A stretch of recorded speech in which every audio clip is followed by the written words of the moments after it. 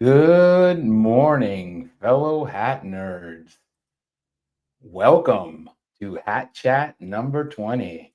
Wow, we already reached the mythical 20 subscriber mark. Wow, I mean, I can't believe it. It's already been 20 episodes. Um, I can't believe I feel like I peaked yesterday. I have no idea if anybody caught. Hey, Morgan, what's up, Morgan? Welcome. Um, just talking about like how I'm still kind of riding high from the show yesterday. Wow, Paul killed it. I don't know, how whether everybody else kind of feels the same way. I think Paul made that show. Ian, how you doing? Welcome back. That's my base right here. We got Morgan and Ian, my two faithful moderators. Um, yeah, I was just mentioning how like wild it was to be able to do the show yesterday with you guys and with Paul. Paul was just like on it. All I had to do was basically just nod and look silly when he put out his hats. I don't know about you guys, but I was geeking out for sure when he was showing some of his hats because like I said, I can't help but essentially become like a kid in a candy store. It's like, yeah, Ian, yeah, I thought so. Again, it's one of those things that we're gonna hopefully get better. I'll get more guests, but like it was just one of those things where I was like, okay, Morgan put me on to StreamYard. I saw the utility of the software. I asked Paul with the idea that maybe Paul is going to join me in, maybe in a couple days after I already like refined the software and I'm used to it. But Paul's like, I'm on holiday. This is yesterday. He's like, I'm on holiday, and why not just put me on? And yeah, like the hat. Yeah, Morgan. Sorry, Ian. The hat envy was on full. I couldn't. Truer words could not have been spoken.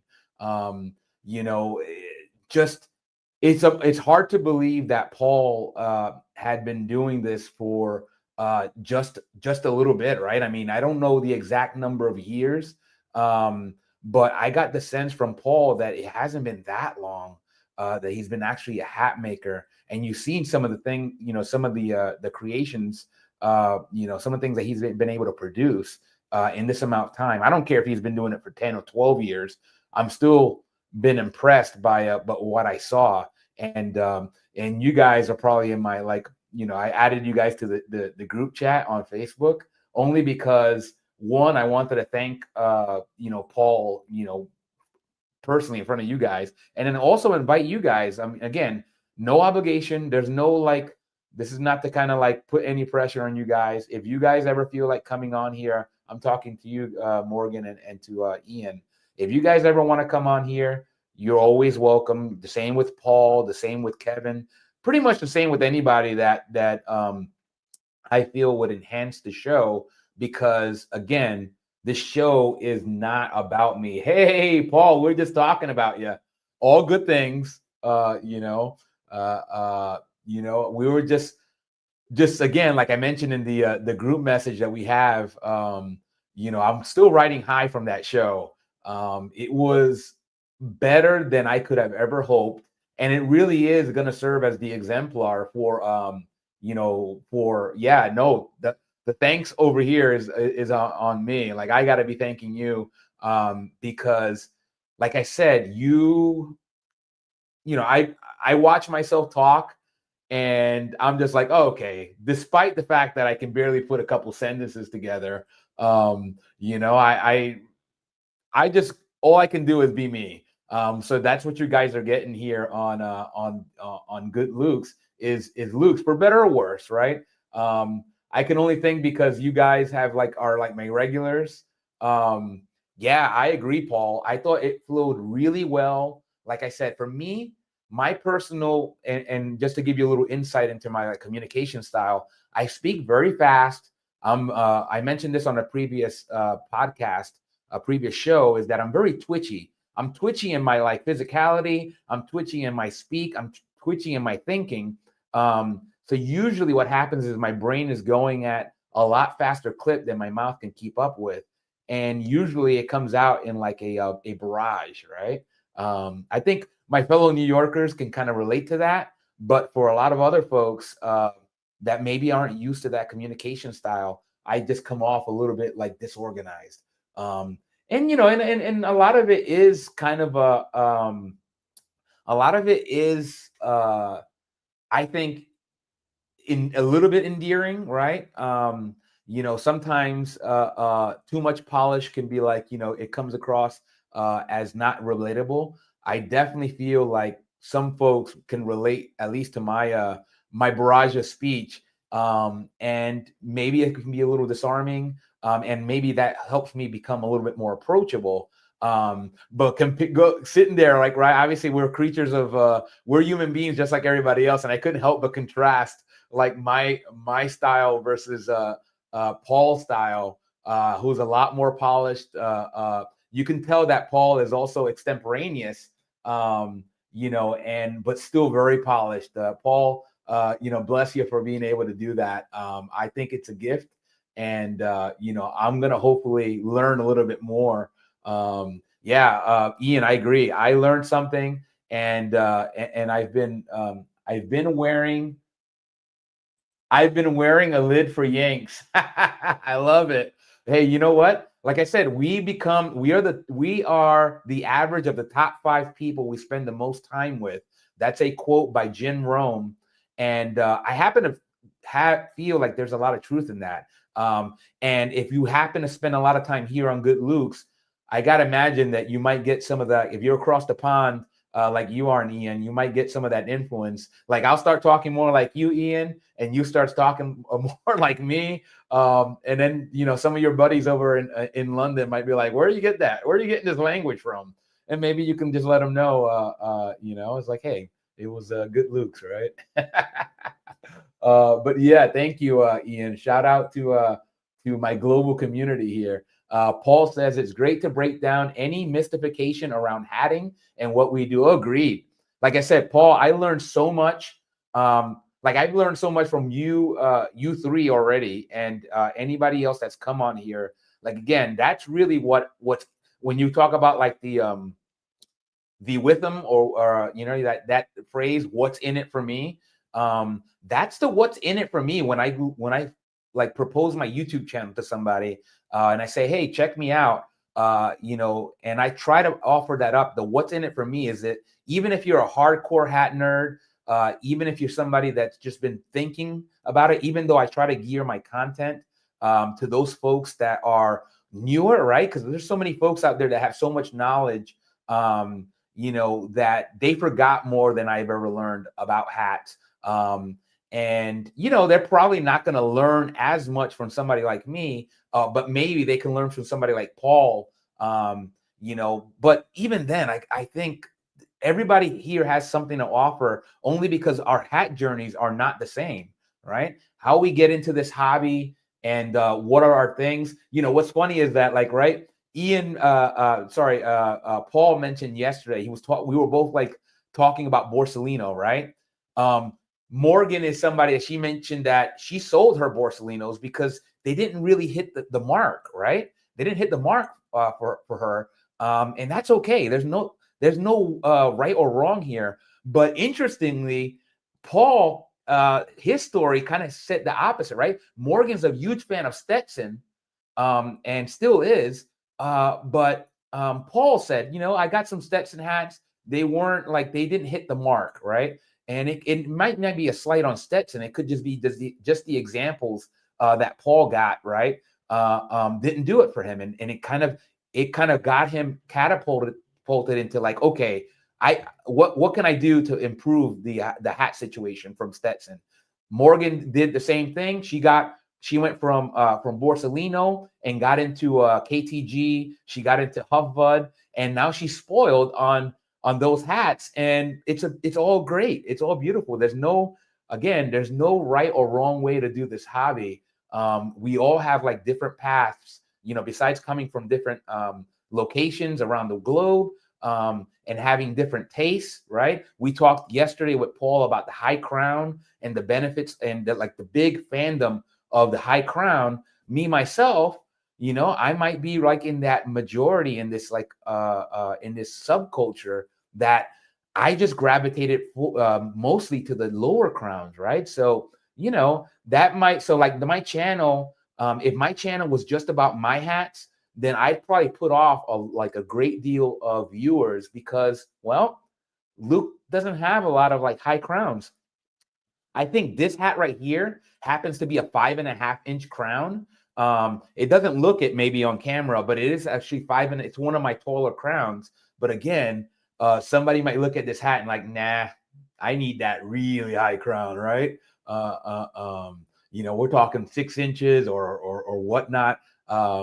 But to each his own. Like I said, the nice thing about this hobby is that we have such choice out there, right? Again, we talked about like the downsides, the paradox of choice.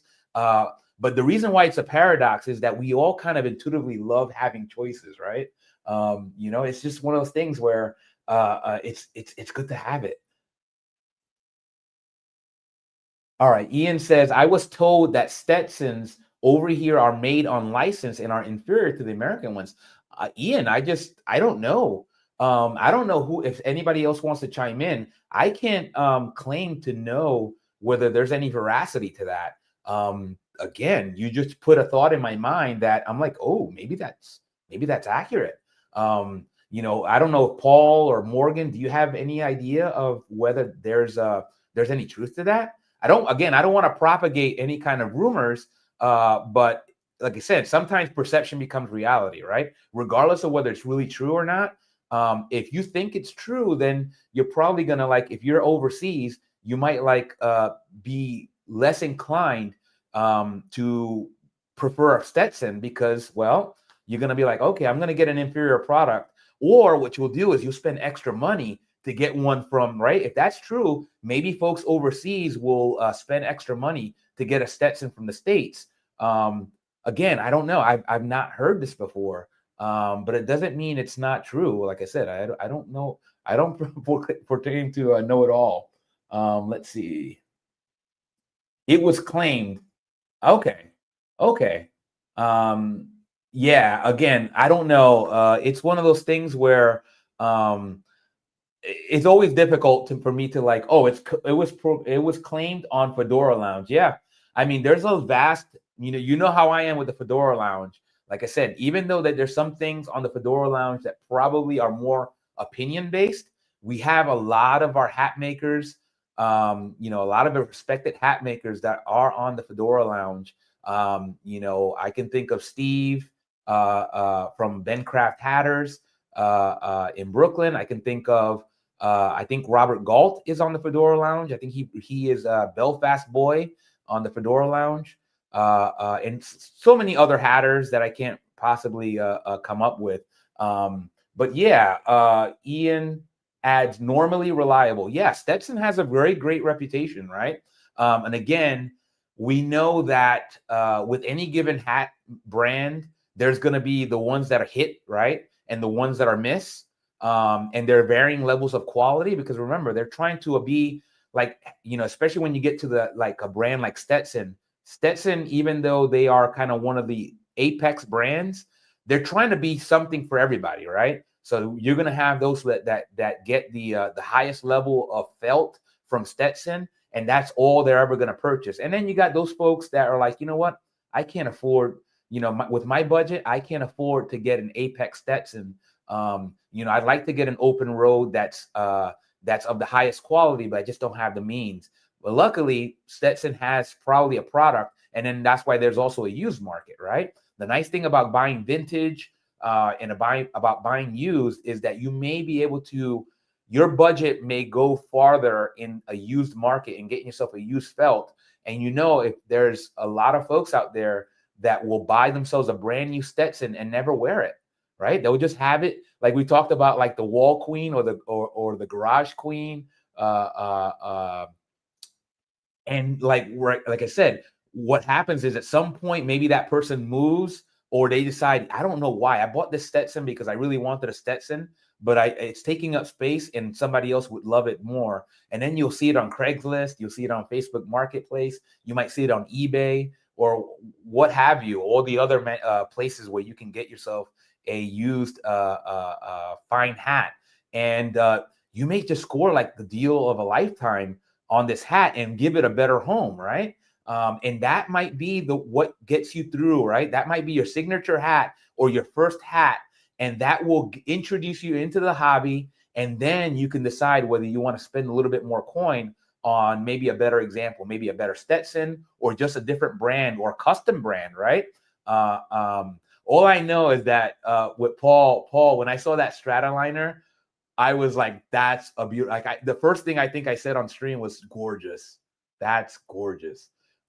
Again, I was just I had the wheels going, Paul. And I just kept saying, okay, if we make this happen, Paul, in terms of the hat journey, it sounds like we already have the start. That might be one of my, that's probably would be my first custom hat. Like I said, I own technically one custom hat that is a D-Bar J. Some of you folks have probably already seen it. It's a red hat that I acquired from Kevin Gerber. And, it wasn't originally made for me. It wasn't custom made for me. It just seemed like one of those hats. When I saw it, I'm like, okay, that hat belongs in my collection because it's very red. If you guys seen the hat, if you haven't, you can see the episode it was just a few episodes ago where I wore that D-Bar J. And it was like, wow, that hat could be doesn't even need to be worn. It's a statement piece. And I said, okay, if I have the courage, and it wanes, right? Some days I'm like, I can't wear this.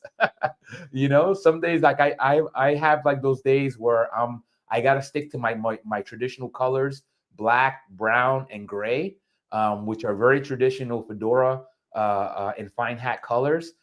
Those are my conservative days. And then every once in a while, right, I feel like, I'm gonna put it all out there, and I go put on that hat, and it just transforms me, right? If I'm feeling a little bit down, there's no way I'm gonna feel down for too long when I wear that hat because it's so bright and it's so out there. It's so bright and so out there that I have to wear all black, right? So you've seen me that outfit is no accident. I wear all black when I wear that D-Bar J because I can't, I have a red shirt and I don't even dare wear a red shirt with that hat because, like I said, the hat kind of speaks for itself. It demands your attention. So you want to make sure that it gets the attention that it deserves, right?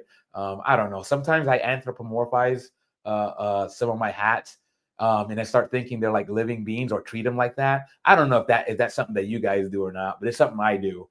And I don't know, maybe it's just me being nutty, but I know people with cars do that, right? Everybody knows about the car guy. Maybe you are one and you're like, oh, I'm going to take care of her. I'm going to give her a nice wax and really make her shine. Right. And you're like, her, what are you talking about? Her? Then you start doing that. I'm sure, like I said, I think it's acceptable now to do that kind of stuff. I don't know if it's acceptable or socially acceptable to do that with hats, but who cares? I'm not somebody that's uncomfortable bucking the trend sometimes, right? So if somebody wants to call me a loony for doing that, I am okay. They're well within that right. Luckily, one of the benefits of middle age is that right around once you start getting past 40, you really start the slope of how much of a darn you give. I don't know if that's just me, but for me, I find that once I hit 40, my give a damnness, that my level of give a darnness waned really bad, maybe a little too much. Ian says my hats have memories attached to them, but not names. Yeah, I completely agree. I think everybody has when I talk to Paul on the group chat, I have a specific purpose, Paul, like I shared, I don't know if that my sports team, the New York Mets, have a specific, I have really good memories. Last season we got into the playoffs and I wore a different hat to all the Mets events with my fellow DC Mets fans. Um, and it had a certain sentiment. Like I wore a Hamburg, right? I wore my Dobbs Hamburg, which is no longer in my collection, right? I mentioned like I sold some hats, and one of them was a Dobbs Hamburg Golden Coach model from the 1960s. Really sharp looking hat. It wasn't a hat I really had an intention of selling, but the gentleman, I'm just going to keep referring to him as the gentleman from Utah. And if you're watching this, you know who you are. And I'm thank you.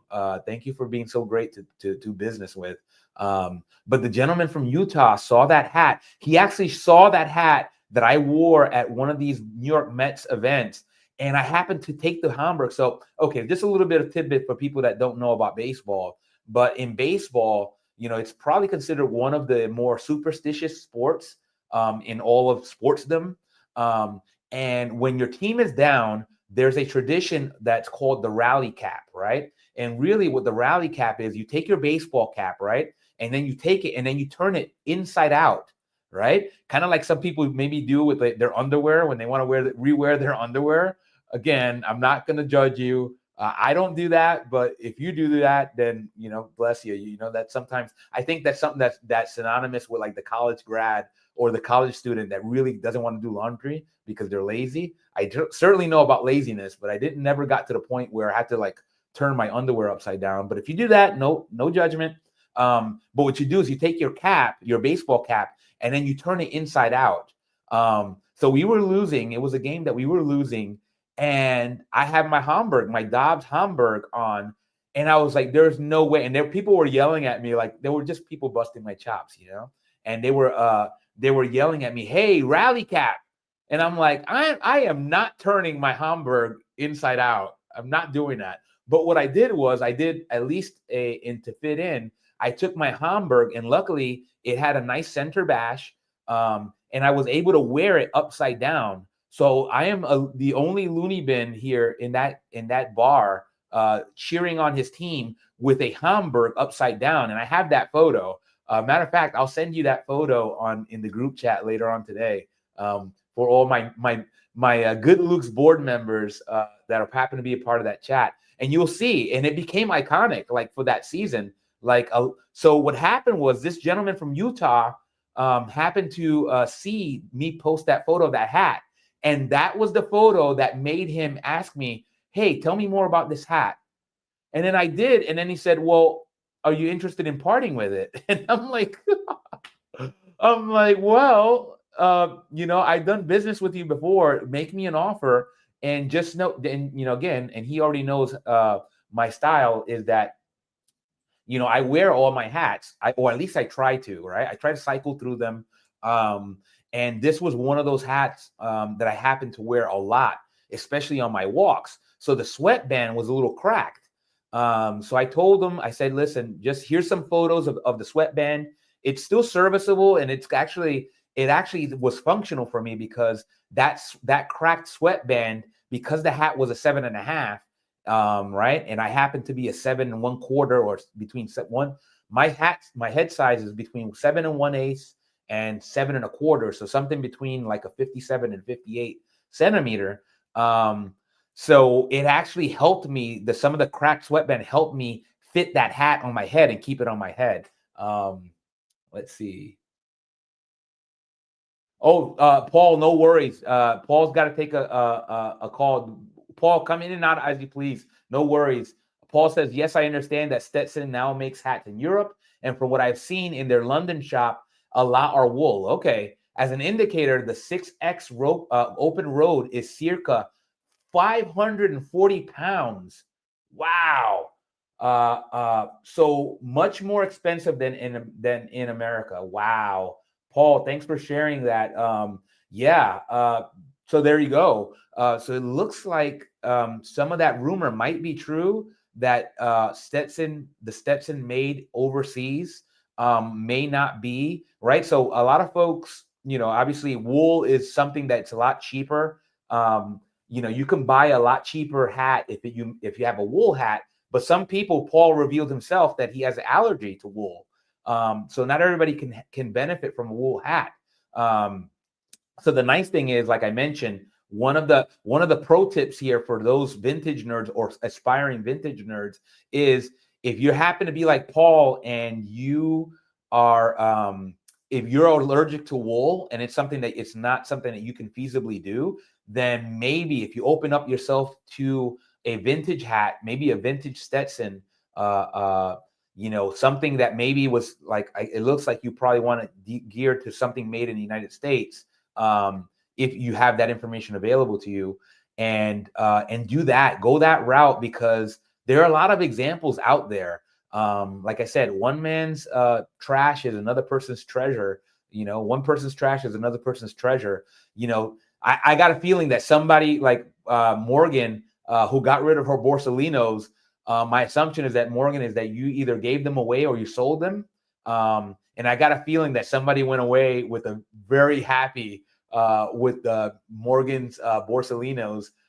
She probably got them from Steve at Bencraft, because I know she loves that hat shop.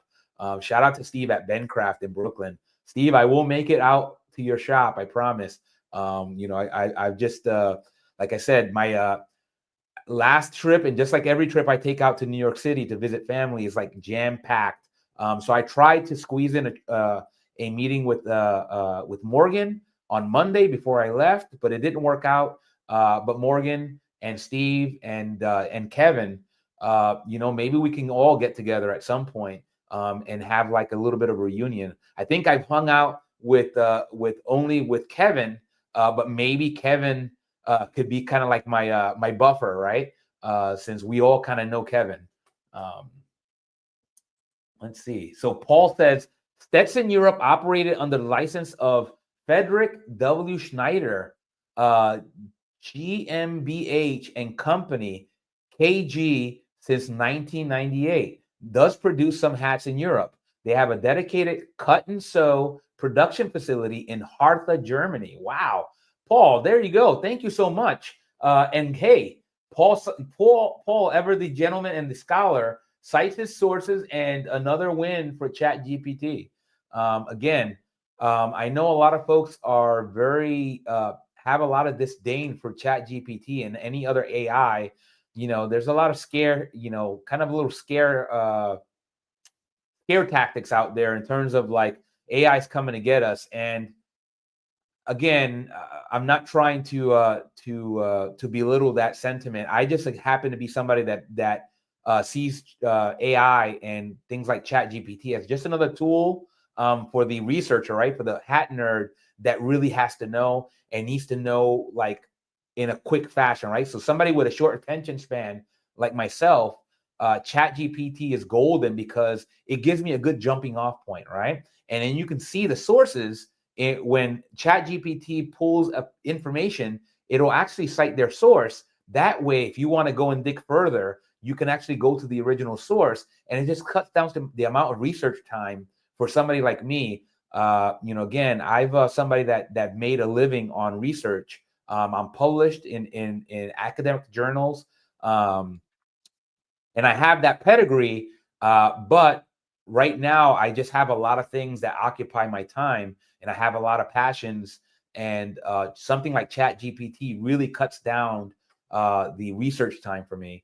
And again, I will always, just like Paul did, cite my sources. If I get something from ChatGPT and I don't bother to check it out, I will at least, unless I can't recall, I will at least try to cite my source and say, hey, I got this from ChatGPT, because I want to make sure I don't propagate again some sort of something as fact when maybe it was just something that somebody said on Fedora Lounge or some other place, and it's more of an opinion than fact.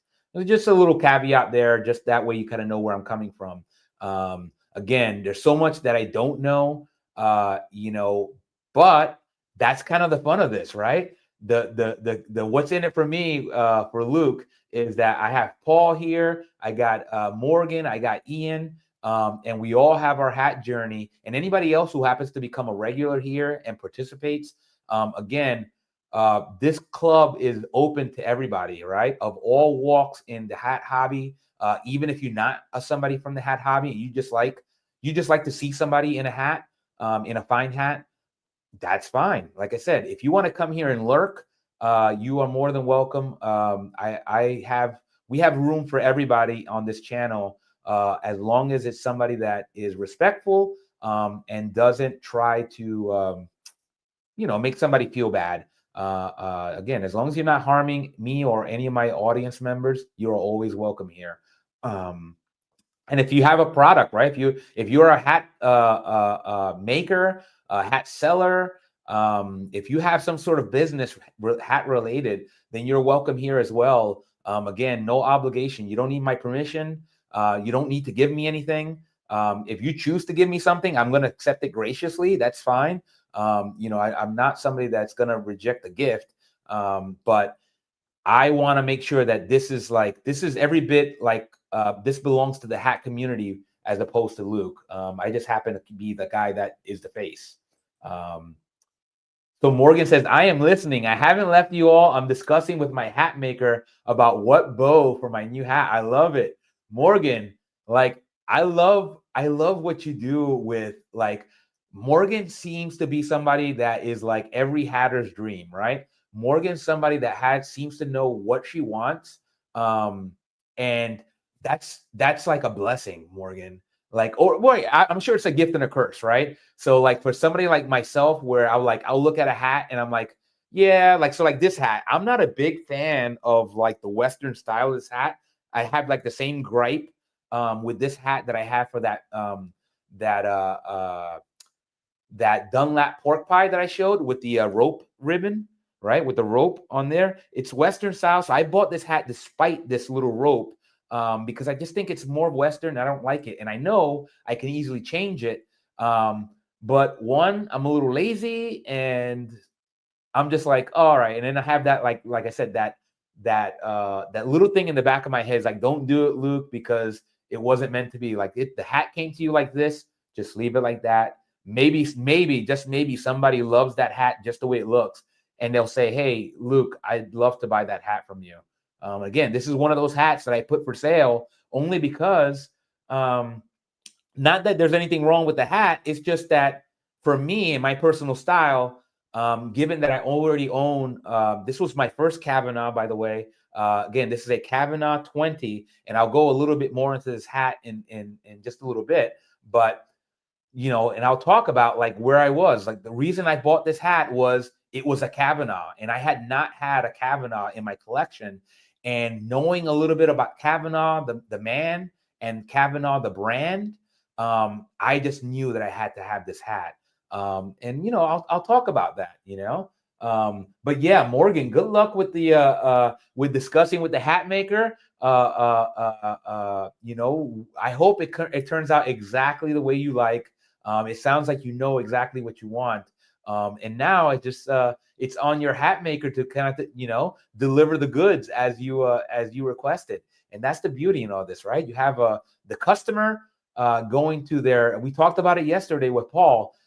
You have that beautiful relationship between a customer and their hatter. And again, you get repeat business when you're able to deliver on somebody else's idea, or maybe suggest, right? There's so many folks that will go on and say, I did this at the suggestion of my hatter, and I'm so glad I listened, right? There's more of those stories than those stories where the opposite happens, where, you know what, my hatter led me astray. Like, I don't know what I was thinking. I just listened to the hatter, and I really didn't get what I wanted. I really don't see that as often. Maybe it's because people are a little bit more respectful, and when they have a negative situation and they're less likely to publicize it. I totally respect that. I actually think that's something to be lauded. But at the same time, I see a lot more success stories, right? About somebody going out there and taking a chance on a suggestion by their hatter and it coming out beautiful. Like I said, that gentleman that Ian's right. Bespoke is great. There's bespoke is really the highest, for me, the highest tier you can get when it comes down to procuring your hat, right? So if your budget allows, bespoke is the way to go. There's nothing like a hat that was made for your own head, and to your liking, right? With the color, with the shape, with the felt, right? We saw Paul expound on the benefits, the pros and cons, and his preferences on terms of felt, right? That was brilliant, Paul. I really came away from that discussion with a newfound appreciation for your craft and for the craft of your fellow hat makers. It really is a blessing. Paul says it's a real responsibility that I feel to get it right when people ask for advice. However, if it's not what they like, in many cases, it can be changed. Yeah. Again, that's why somebody like Paul, right, invests in different qualities of felt, different colors of felt. The same thing with ribbons, because everybody's different, right? I mentioned that, first of all, the high crown is not really my style. Not that there's anything wrong with the high crown, but it's just not my style. Like I prefer the lower crown. I'm also not into the Western style, right? Even though I have two hats that look a lot more Western because of the rope style that they happen to have. I bought these two hats despite that, not because of it. And the nice thing is that if I really wanted to, if I really got a bug in my bonnet or a bee in my bonnet, I could change this really easily, or I could pay somebody to change it for me. It's just I haven't done it for the reasons I've already expounded on. Ian says I have one bespoke hat, but the maker messed it up. Messed it up in one particular. No worries, Ian. Don't worry about it. And we're all kind of like typing away. I'm also somebody that will regularly goof up typing. Trust me. And there's a good reason. But I'll go into that in another day. But yeah, it looks. Ian just shared a story. Paul says, "Sorry to hear that, Ian." Yeah, it happens, right? Like I said, I'm positive that your hat maker, Ian, was not trying to mess it up, but it's one of those things where we talk about this often, is that we come up, like, we're only as good as our ability to communicate our vision, right? I know that's something that's a major impediment, right? You guys already saw me trying to communicate to Paul about my vision for one of the hats that we're talking about building for me, right? That blue and orange Met signature hat that that Stratoliner inspired. Like when I saw that Stratoliner that Paul showed yesterday, that dark one that Paul said that he messed up for a customer and redid, I was like, messed up. That looks gorgeous. So again, it goes to show you that, Paul, the creator, he sees all the imperfections that somebody like me, we couldn't possibly ever hope to see. All I saw was like one of the most gorgeous hats that I've ever seen. And I'm like, okay, that's going to be the jumping off point for my custom hat. So whenever we get to that, Paul, we'll make that happen. I know you have a wait list. I will wait for however long it takes to make that vision happen with you, and I'm looking forward to doing that, to doing the process with you, Paul. We talked about it yesterday, and I will do it, because that's really part of like what I'm. That's kind of part of the process, the fun in that process. Ian says the sweatband is sticking out too far. He claimed he was away and his apprentice did it. And maybe, Ian, who knows? I mean, it could be the truth, right? It could be that his apprentice did it. Hopefully, it was something that he'd be able to make right. But now the nice thing is that you now know somebody here like Paul. Paul could probably make it right, Ian, to be honest.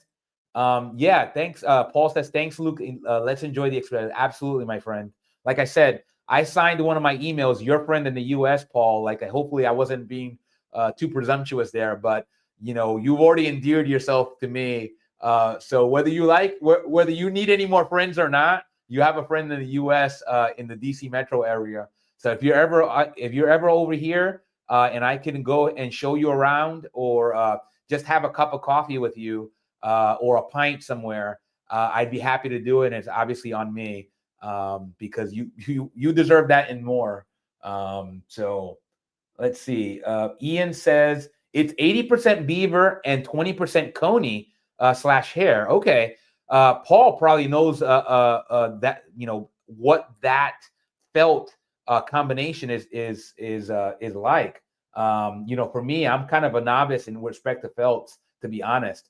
Ian, a sweatband can be stitched on by hand or by an ASM. I don't know if I'm familiar with that acronym, Paul. But Paul says by an ASM or an industrial machine in the ditch. Paul, I mean, yeah, I don't know what that. I think I know what that means and what you're getting at, but I'm not familiar with the term ASM or the acronym. But I'm sure it might be a regional talk. Paul says, "Cheers, Luke. Pint sounds good. Same when you are in London. Sounds good, my friend. Again, I can think of nothing better than to share a pint with somebody that's like-minded and does what you do. Like I said, I have the highest respect for what you do." See, this is exactly. Ian says, "I can wear the hat." So let's see. Paul said, "Ian, that felt should be pretty good." Okay, that's good. It seems like a great combination to me, again, but Paul knows better. Let's see what Paul says. Paul says, "I probably need to be on the chat to explain the sweatband stitching." Yeah, you know what, Paul? If you don't mind, we will. What we'll do is I've been doing this daily. Whenever you have, I know you were on holiday yesterday, but if you want to dedicate an episode to going over the stitching process, I think that would be really good, really good. It'd be good for me, and it'd probably be good for everybody that might be interested in the channel and in that process. Again, I'm just a layperson. I'm a consumer. Having a hatter here to kind of explain that process is gold. So Ian says the felt is great. Yeah, it sounds like, Ian, like you got the bones for the hat that you wanted. It was just a little bit of the details.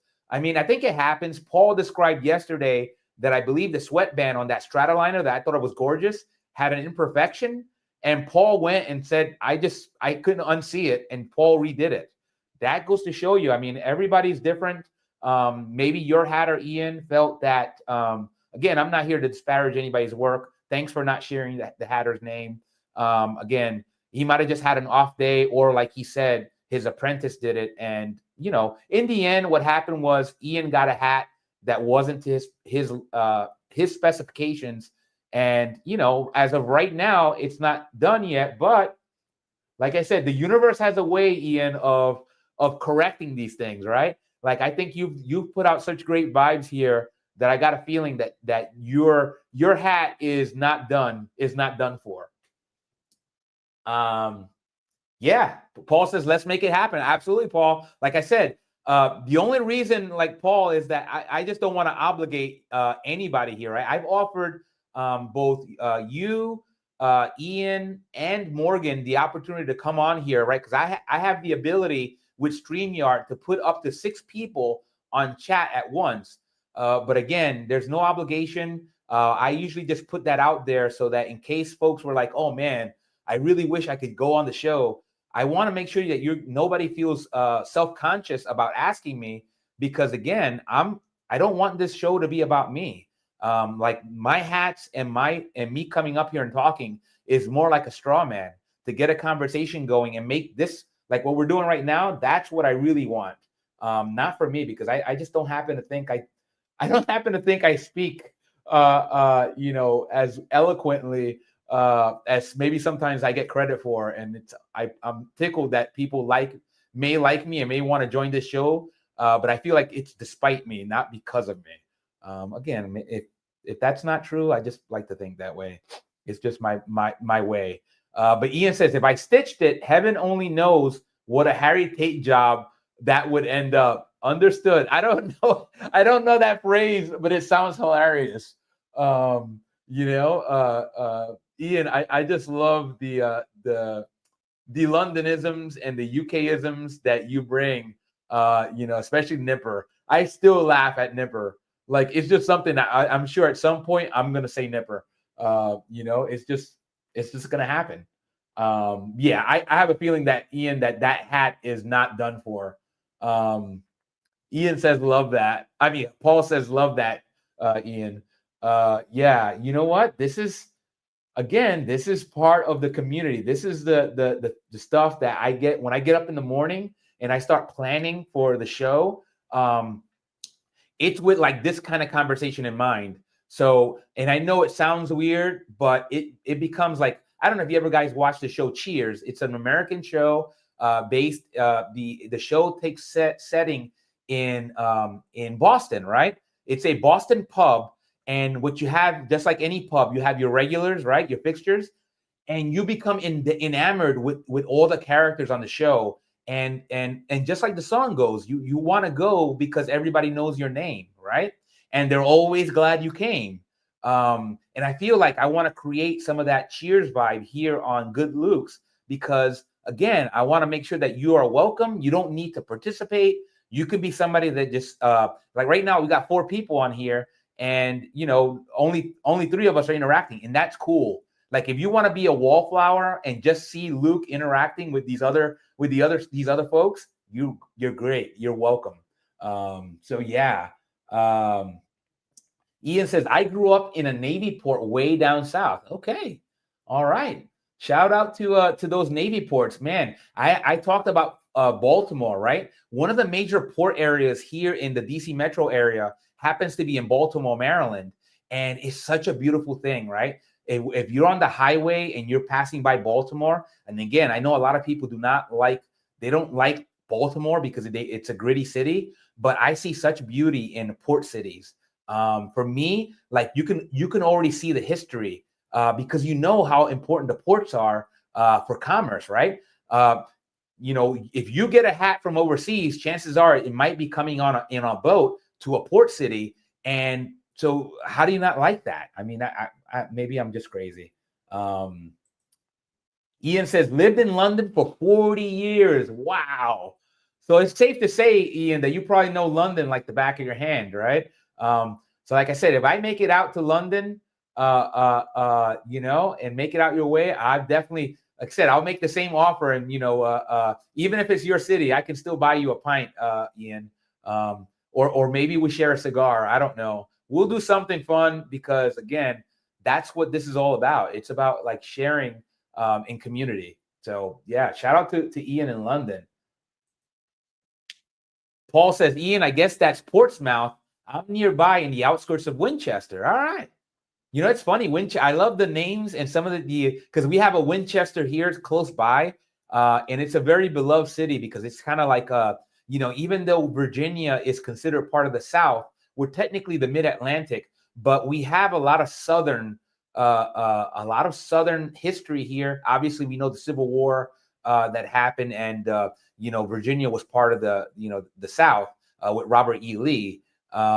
But Winchester is one of those towns here in Virginia that has a reputation for having some of that old school Southern hospitality. And you know, regardless of how you feel about the Civil War, I'm a big fan of history, and you know, I don't shy away from that. You know, it's important to recognize and know your history, even if it's not something where, you know, even if you didn't come out rooting for the South, you can still appreciate some of that history. Ian says, yes, in a small village 6 miles from Pompeii. All right. Shout out to all my my Londoners out there.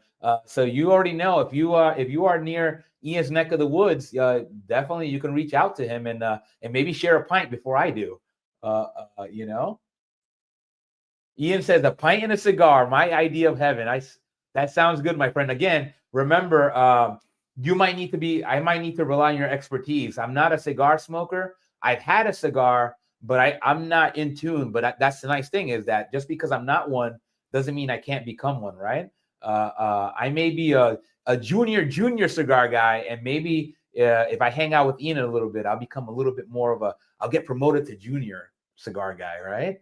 And who knows, maybe I'll become an actual cigar guy. I do see the allure. Like I said, there's that thing of hats and cigars, right? We talked about hats and guitars with Kevin Gerber, but there's such a thing as hats and cigars. And there's also drinks and cigars, right? Hats, drinks, and cigars, they seem to kind of go hand to hand.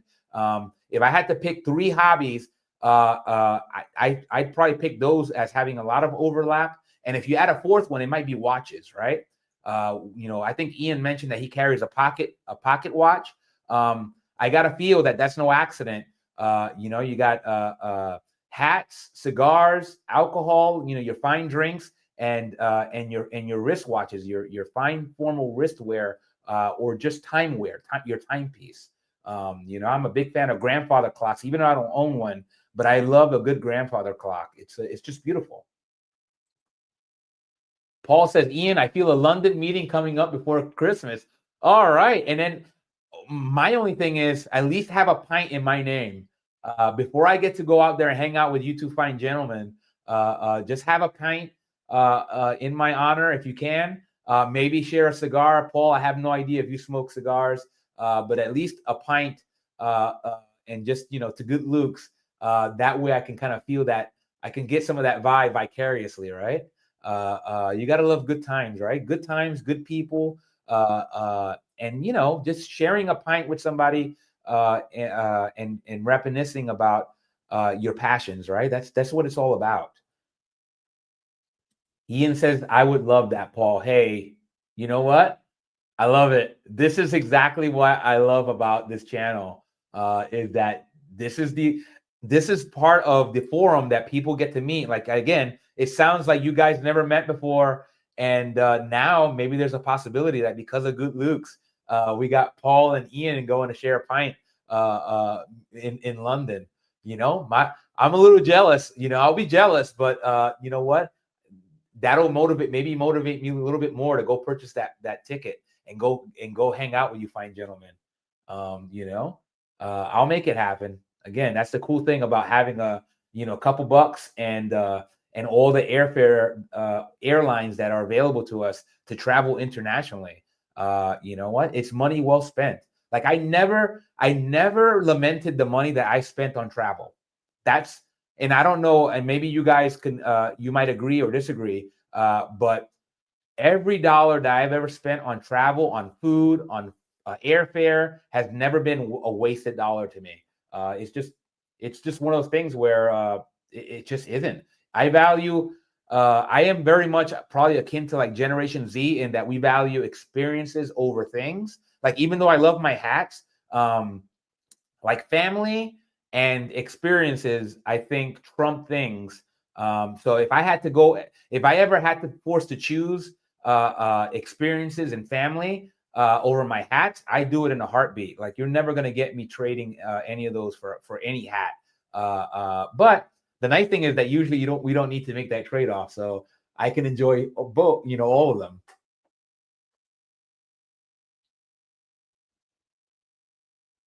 Yeah, nice. Well done, Ian. Thank you. Facebook yesterday, Paul. Okay, excellent. So yeah, we are probably. I have other social media. I think I have a Twitter. I have a lot of different social media accounts, but you could probably reach me easier via Facebook. And then you can obviously reach me on Fedora Lounge. I also post as Good Luke's. Even though I have other things, excuse me. But usually, if you guys want to look up Good Luke's, and if I'm not your Facebook friend, you can guys feel free to friend me. If you're wearing a hat, I'm more likely to accept your friend request. Again, it's just one of those screening tools that I use I'm not accepting a friend request from some sort of bot or some sort of malicious actor, right? Sorry if you are not a hat. If you don't have a hat in your profile, I might have not accepted your friend request unless I really know you, right? So like if Kevin if Kevin had requested me and I knew Kevin and he didn't have a hat on, but he always does. I'll accept your friend request. But if I don't know you and you send me a friend request, if you have a hat on, especially if it's a fine hat, then I'm gonna accept your friend request. Just FYI, just a little tidbit. Paul says, I tried a cigar once and sorry, it's not for me, but mind the smell. Yeah, I think a lot of folks have that experience, right? I think for cigars, for those folks that are not in the know, the one thing I did learn in terms of enjoying a cigar is the resisting the temptation to inhale in the smoke into your lungs. a lot of people get turned off on cigars because they treat it like cigarettes. And that's one thing when I have smoked a cigar, I had friends that told me, hey, make sure you don't inhale it into your lungs. And I just followed their advice, and I think that helped me not spoil it on me. So, and it just happened to smell great. Awesome. Hey, look at this, all this kind of friendship making. Morgan says the boat treatment decision has been made. Morgan, share what you did. Obviously, inquiring minds want to know. So Paul's asking, just like I am, what did you go for? And Morgan said, no, Ian says, I bet it's real special, Morgan. And Morgan says, essentially a boxcar bow with an accent I'm unsure how to describe. And I think that's a good description. I think probably Paul, even though I don't have the vision in my head, Morgan, the nice thing is you're on Facebook, so chances are when it does come in, you're probably going to post a photo. At least I hope so. And then I'm going to be able to see it in all its glory, and I hope it works out for you, Morgan. I think, like I said, Morgan is somebody that knows what she wants. So I have no doubt that she's got it in good hands. Yeah, Paul says, sorry, don't mind the smell of cigars. Yeah.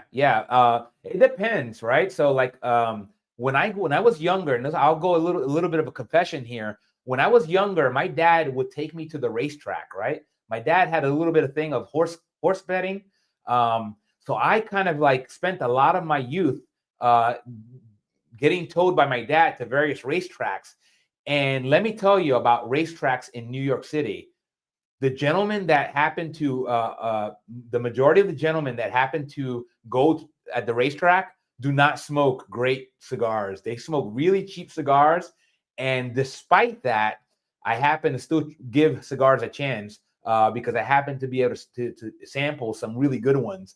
But that smell of a cheap cigar from a racetrack in New York City is something that's embedded in my brain forever. And it's kind of like, I don't want it. No, please no. Shout out to my folks that love the racetrack. I just happen to spend a lot of time on one.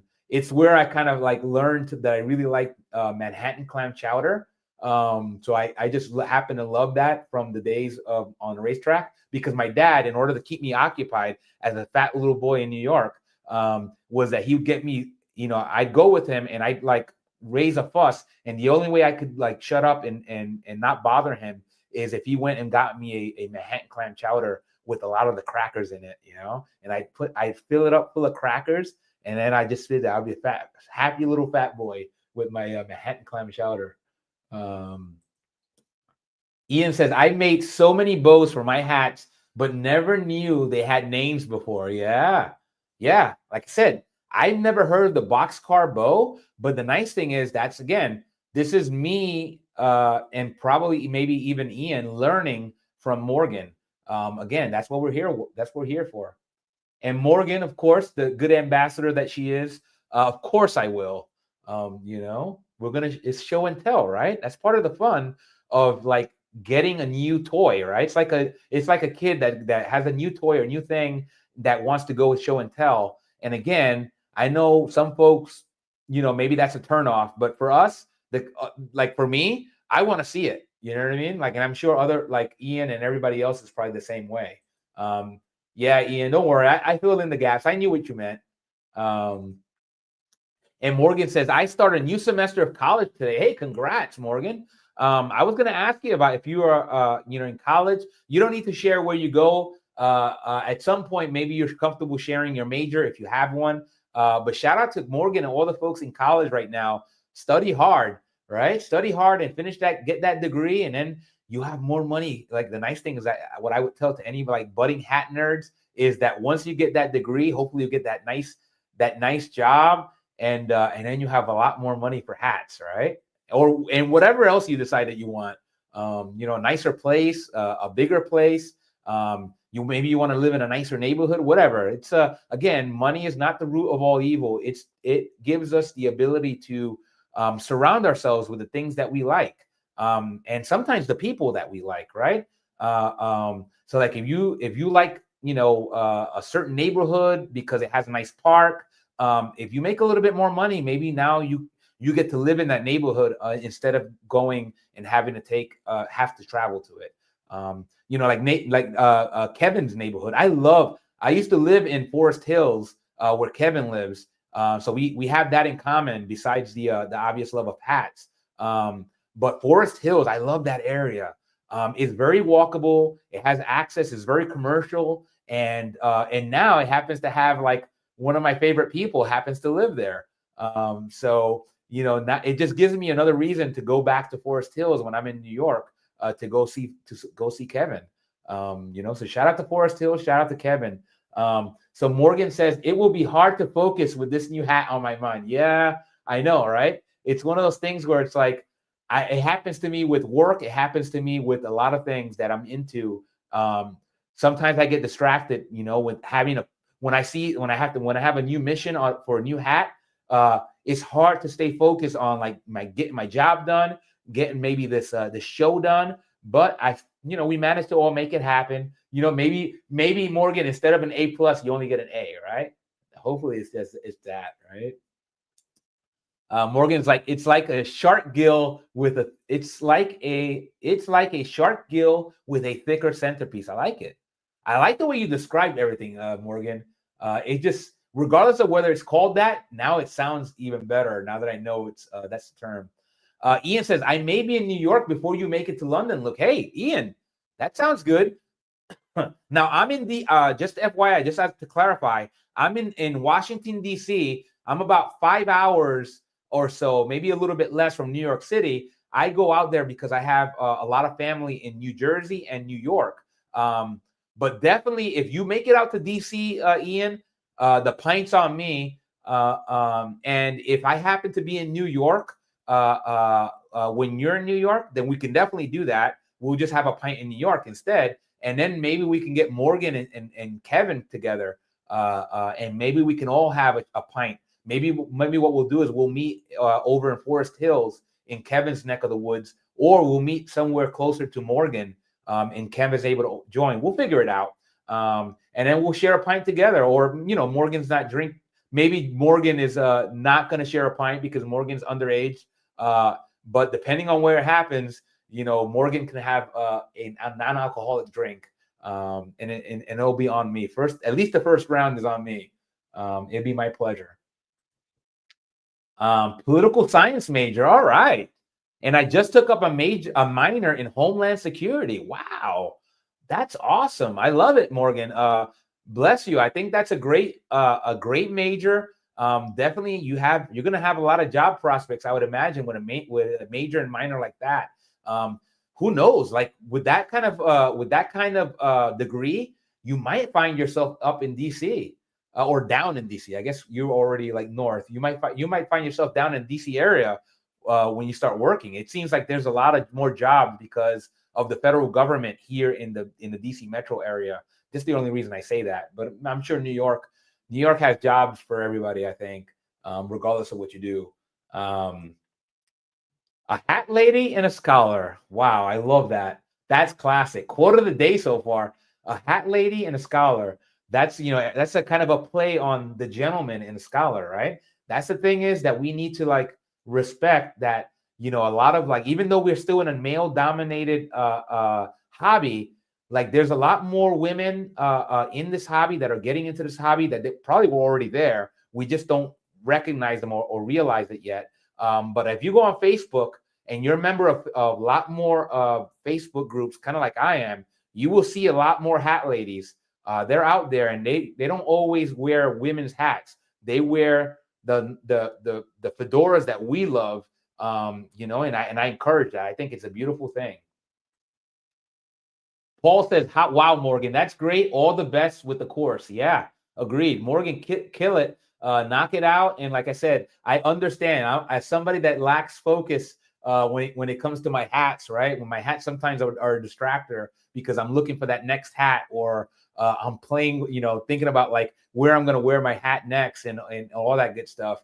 I think you're going to make it happen, Morgan. I think you got a good head on your shoulders. So Ian says, you are as far away from New York as me. Yeah. Yeah.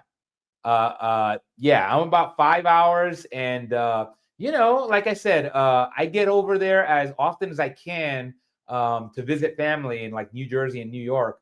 But we'll make it happen. It's gonna happen. Remember, this world is too small to not allow for these opportunities. And like I said, sometimes what happens is maybe there'll be a major event. Who knows? Maybe Kevin will do. Kevin's talked about doing an event in New York, and I don't think he's had one yet, as far as I know. Maybe he did, and I just missed it. But that's something that I'm sure Kevin is still planning. And if he does, well, that's even better, right? Then I got a reason to be in New York, another reason, and then maybe we can get together. Ian said you can drink at 18 here. Yeah, UK. I love it. I love the fact that I think in Canada you can also drink at 18.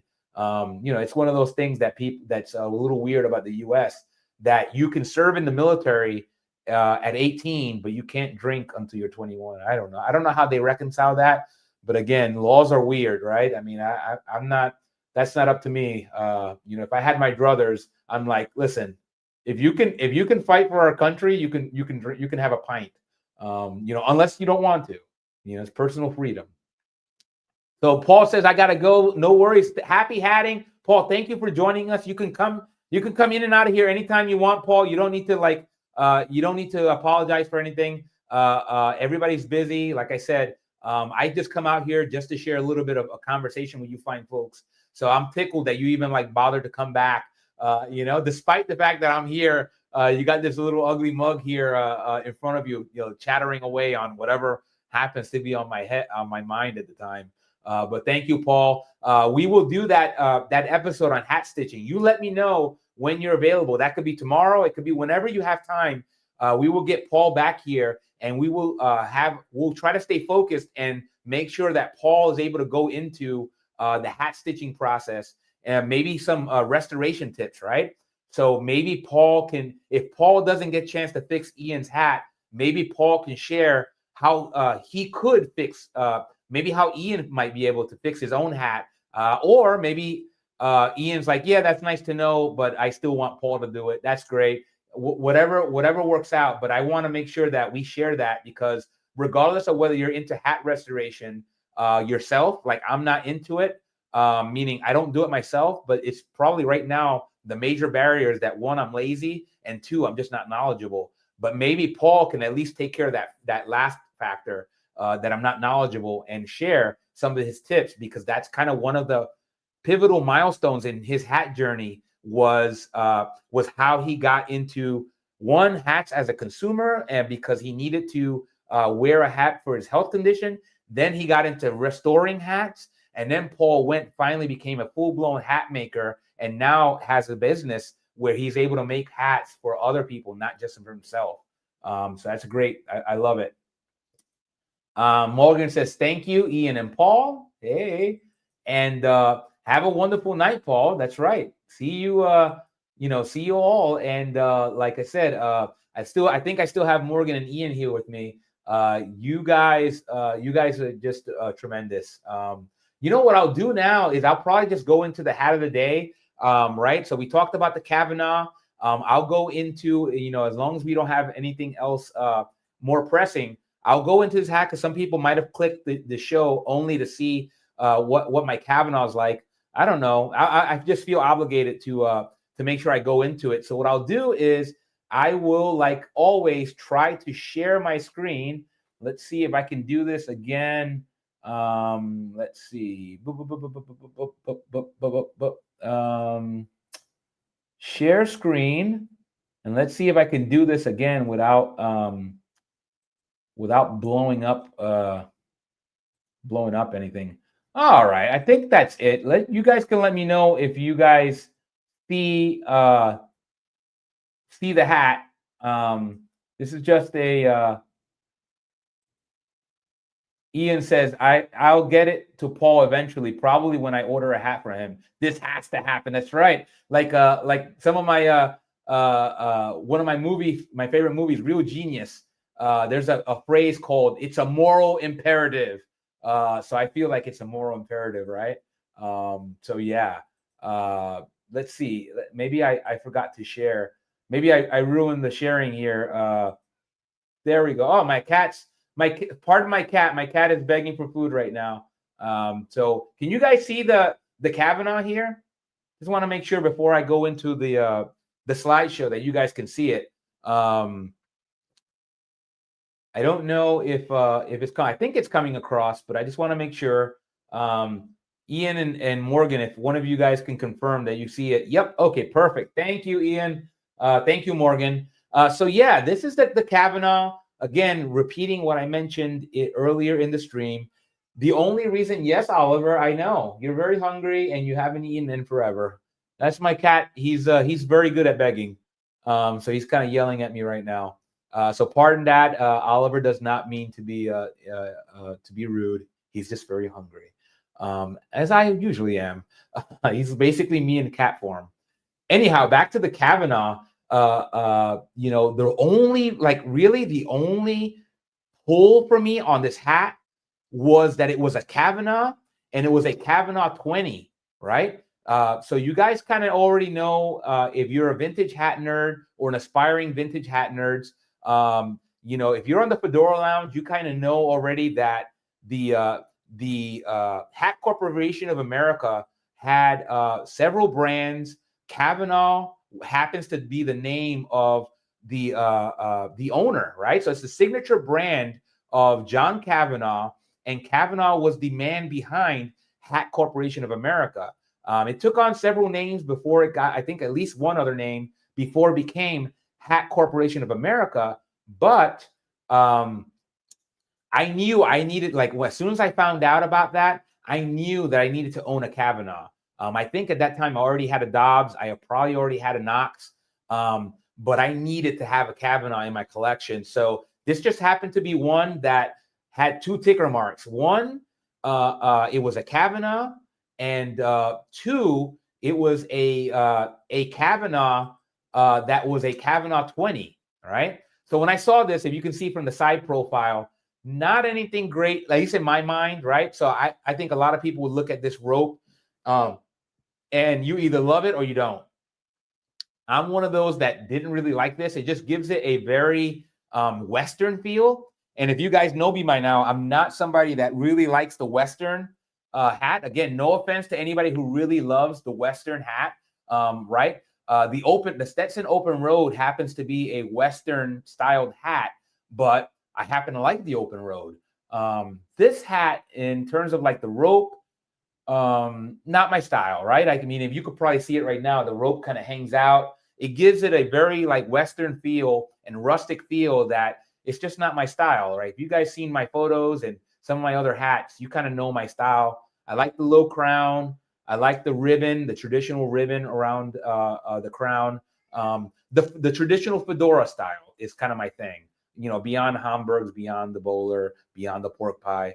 The traditional fedora is more like my style. Anyhow, yes, Oliver, I hear you. I know, Mao.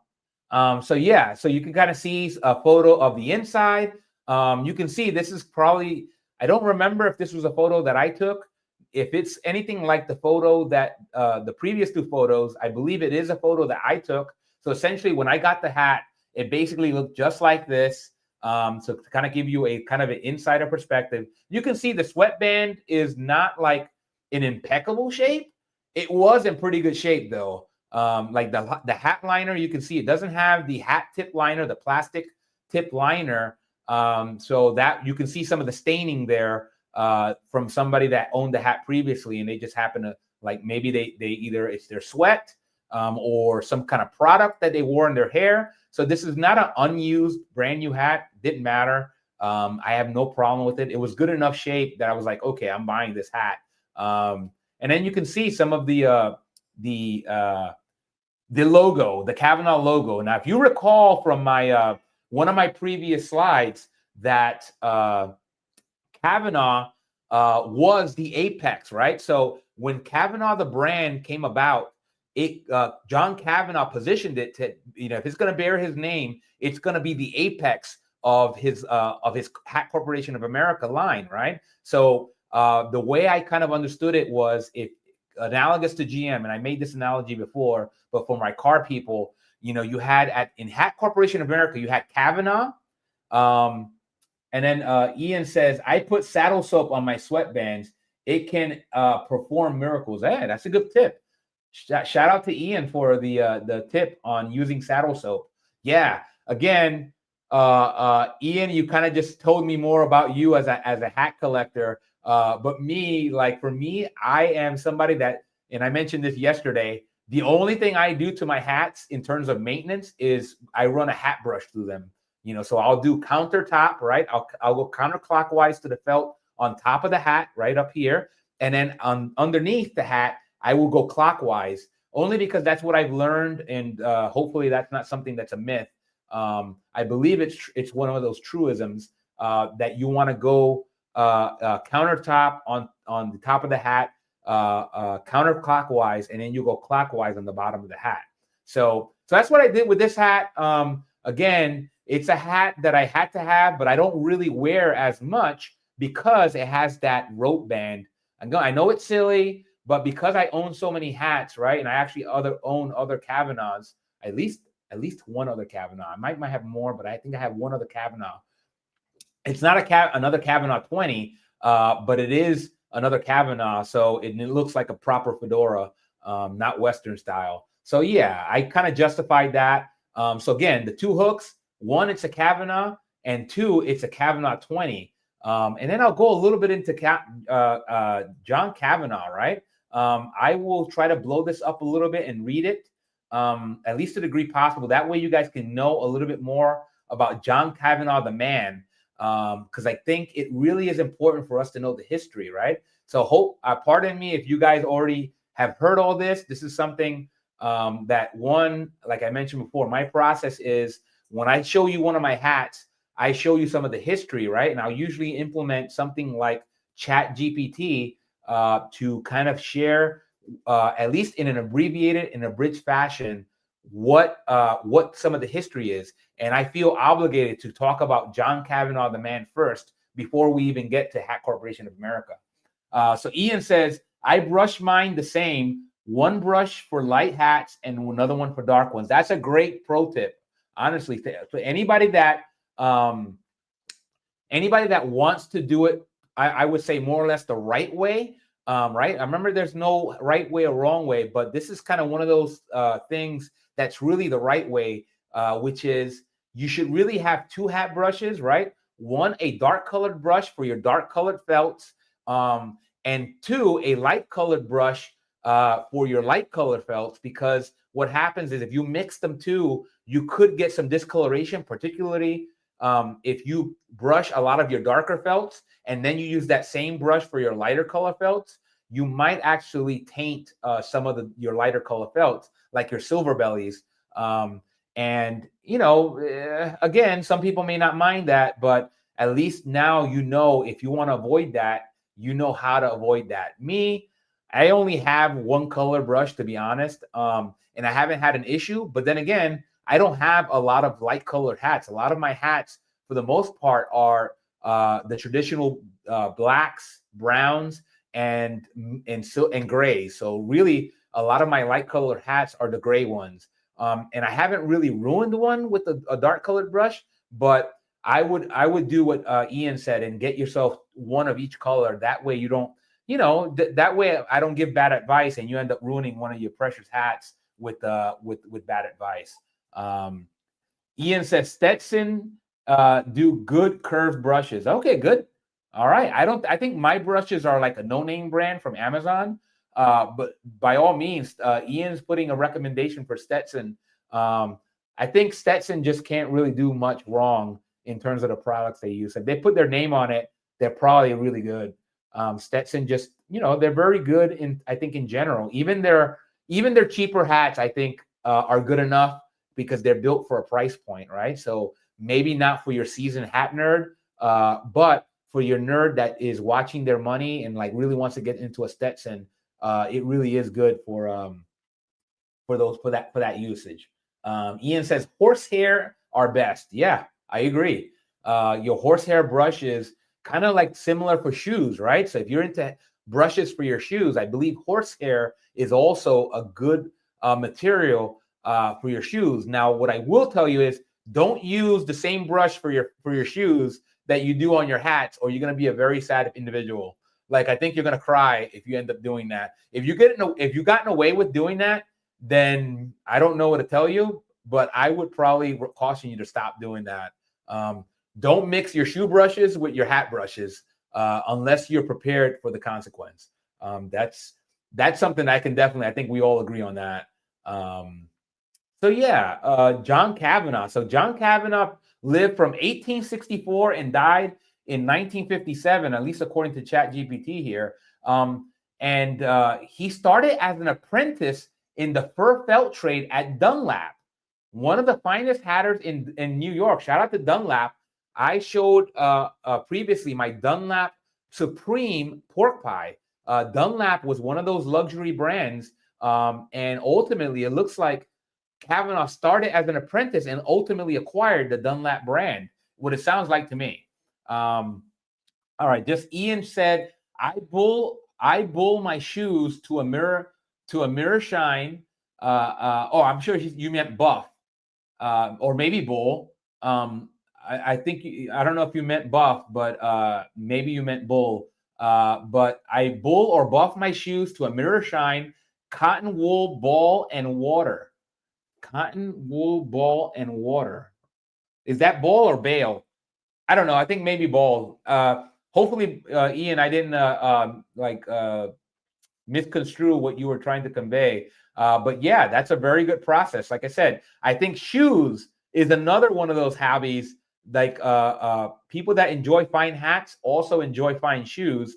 I'm not as much of a shoe person. I think I have a lot of shoes, but I think the only really shoes that I own that I'm really proud of. I owned a pair of Allen Edmonds that I wore the heck out of. And I think I gave them away instead of resoling them. They were resolable. But shout out to Allen Edmonds, one of the last great American shoemakers. They're kind of like the Stetson probably of shoes in here in the United States. And I do own 2 pair of Chelsea boots by Thursday Boot Company. Shout out to Thursday. I'm not sponsored by them, but I do wholeheartedly recommend Thursday boots. I think you can get them on Amazon. But by all means, they're like a quality boot for the price. And they have shoes, and they, I think, also have sneakers. I haven't tried their sneakers yet, but they're really well reviewed. If you want to look up Thursday Boot Company and look them up on YouTube, you'll see a lot of good reviews for them. So shout out to Thursday. Ian says bullying is a military saying. All right, thank you. Now I'm in the know. I'm a bit of a dandy. Yeah, you are, Ian. You are definitely a bit of a dandy. I hope that means that's a good thing. I think a dandy sounds like, the way I understand the word dandy is, like a character, right? And you certainly are, Ian, and I appreciate having you. That's what, again, you bring a lot of character here to the show, and I'm appreciative of it. So apparently Cavanagh started off as an apprentice. You remember we talked about like the idea of, with Paul, of mentorship and apprenticeship. Again, it is something that is making, I think, a comeback as more kids, and I call them kids, but just we're talking about youth, as the younger generation is becoming back to the trades, right? So I think there's like a time now we're transitioning where not everybody feels compelled to go to college. There's nothing wrong with college. I will say that. Morgan's in college. I graduated from college. There's nothing wrong with college, but there is an importance of the trades, right? We still need quality electricians. We need quality mechanics. We need quality plumbers.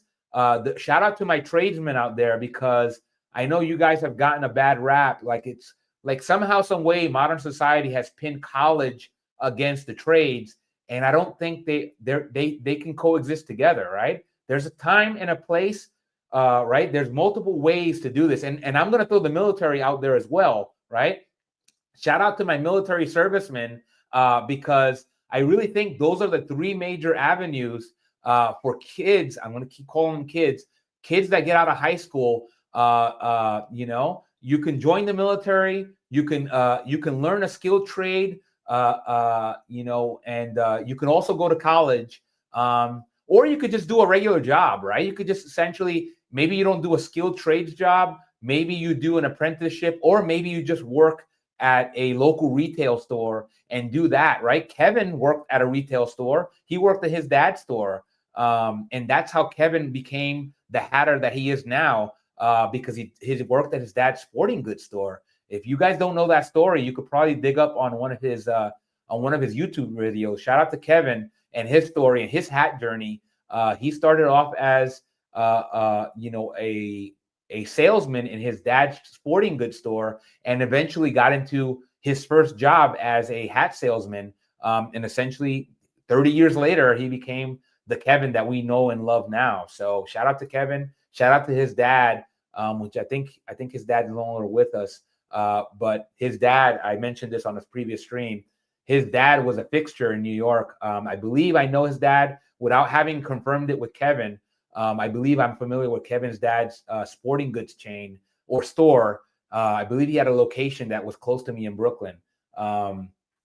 Ian said, tradesmen are the salt of the earth. Couldn't agree more. Shout out to all my tradesmen out there. It really is. I think it's making a comeback. Ian, I don't know if it's something that's similar over in the UK, but here in the United States, we are seeing a resurgence in trades. And I think it's so great because there's so many kids out there that college is not for them, right? So even though college, like Morgan's taking very well to college, there might be somebody that's in Morgan's age group that might be in a college class right next to her that doesn't want to be there. They're just there because their teacher told them they should go there, or, you go here or you're going to be a loser, or maybe their parents made them. Whatever reason, right, that society put a pressure on them that they had to be in college, and maybe college is right for them, but maybe not right now, right? Maybe they need to go out and work or join the military or learn a trade first, and maybe they can do college later on. I think that's one of the injustices that we've done to kids these days, is that we made them think right out of high school, you got to go to college or you're going to be a loser. And I just don't agree with that. If you disagree with me, I'm sorry. That might be controversial. I don't mean to throw out my views and my personal opinion out there. I'm just somebody that has a deep respect for the trades, and I know the value of the trades, right? Anybody that's paid a mechanic knows the value of a mechanic, and we need more of them out there. Ian's like, a good plumber is worth a lot. I agree. Whew. I mean, shout out to my plumbers out there. You guys are making a killing, and you guys deserve it because, like I said, something that I don't know how to do, and I know I need one. When you need a plumber, like, you pay whatever the plumber asks because you need that fixed. It's not something you could do without and say, oh yeah, I'll just have my plumbing not work correctly for a couple of years, and then maybe I'll get around to it. That doesn't work that way.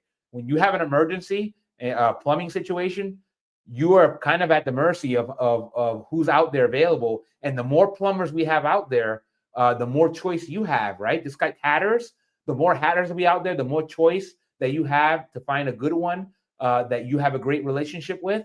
Same thing with any of the trades, electricians, plumbers, cobblers, right? Shoe cobblers. We need all these trades, regardless of how you feel, regardless of what we need.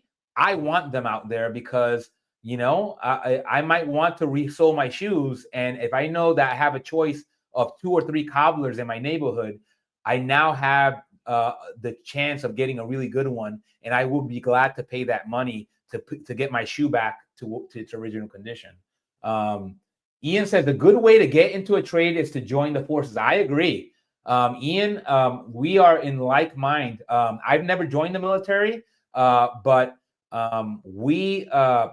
a lot of things, and I'm sure it's very much the same for over in the UK, but in the US, you can go become a doctor, right? If you go and join the military, you can become a doctor. They will pay for medical school, and you can get the GI Bill, and you can get a lot of your college tuition paid for, as long as you commit to, let's say, a couple years of service, or I don't know what the exact length of time of commitment. But for me, I got to think it's a great trade-off, right? Same thing with becoming a vet. Let's say you don't want to become a doctor and you like a physician, general practitioner, but you want to become a veterinarian and work with animals. You can do that in the military, and they will pay for you because the military, they have a need for veterinarians. So you can do that. So if you didn't know that before, and you learned something, now you know. If I feel if I've shared that with somebody for the first time, I've done my duty. And shout out to all my military servicemen, past, current, and future. Ian says we have a Polish lad on call who can do any job around the house that one might imagine. Yeah, shout out to my Polish tradesmen out there. They have a presence here, but especially in the UK, that much I know, and they are really good. And usually they work at prices that you can't beat. It's like if you have to compete with a lot of the Polish tradesmen, I don't know. Like, I don't know how you're able, hopefully you have that ability to do that. But yeah, shout out to my Polish tradesmen, and shout out to Poland. I had a mate who made major as a dentist. Yeah, there you go. Like I said, if you don't take my word for it, you can take Ian's. Ian is, I think he mentioned former Navy.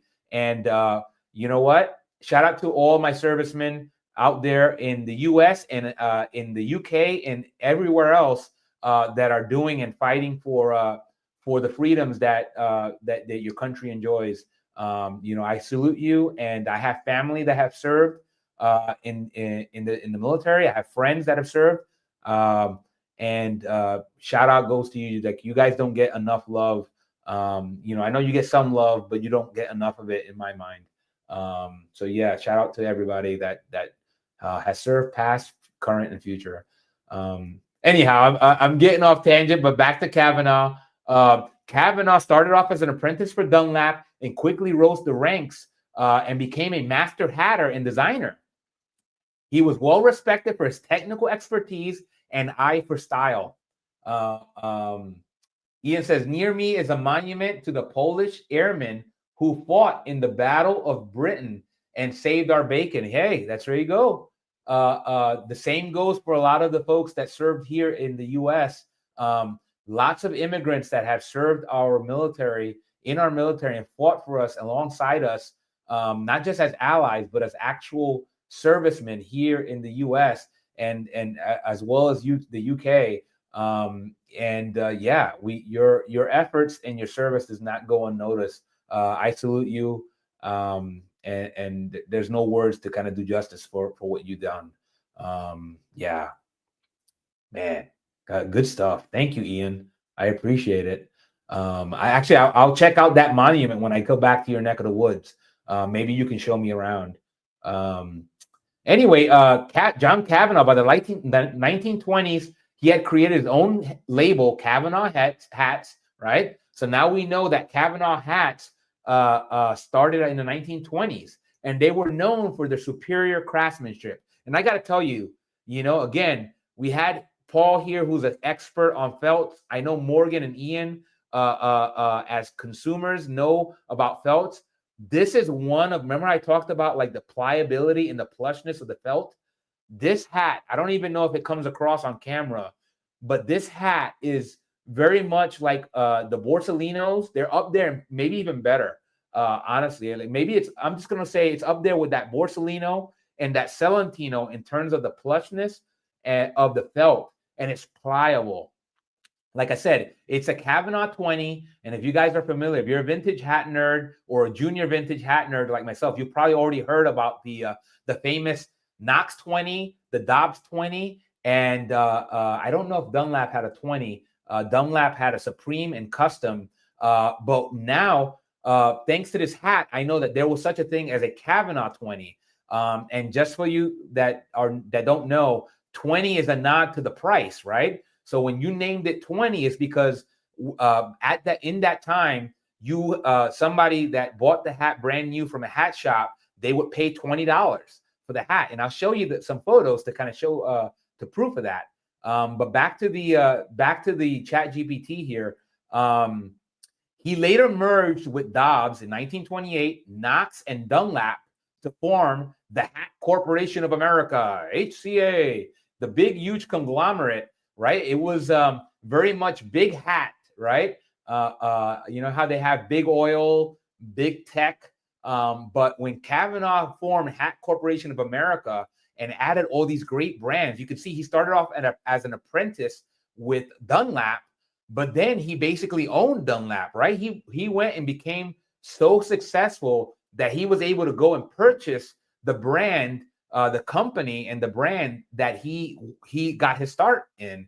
I think there's something beautiful about that, to be honest, right? Could you imagine that?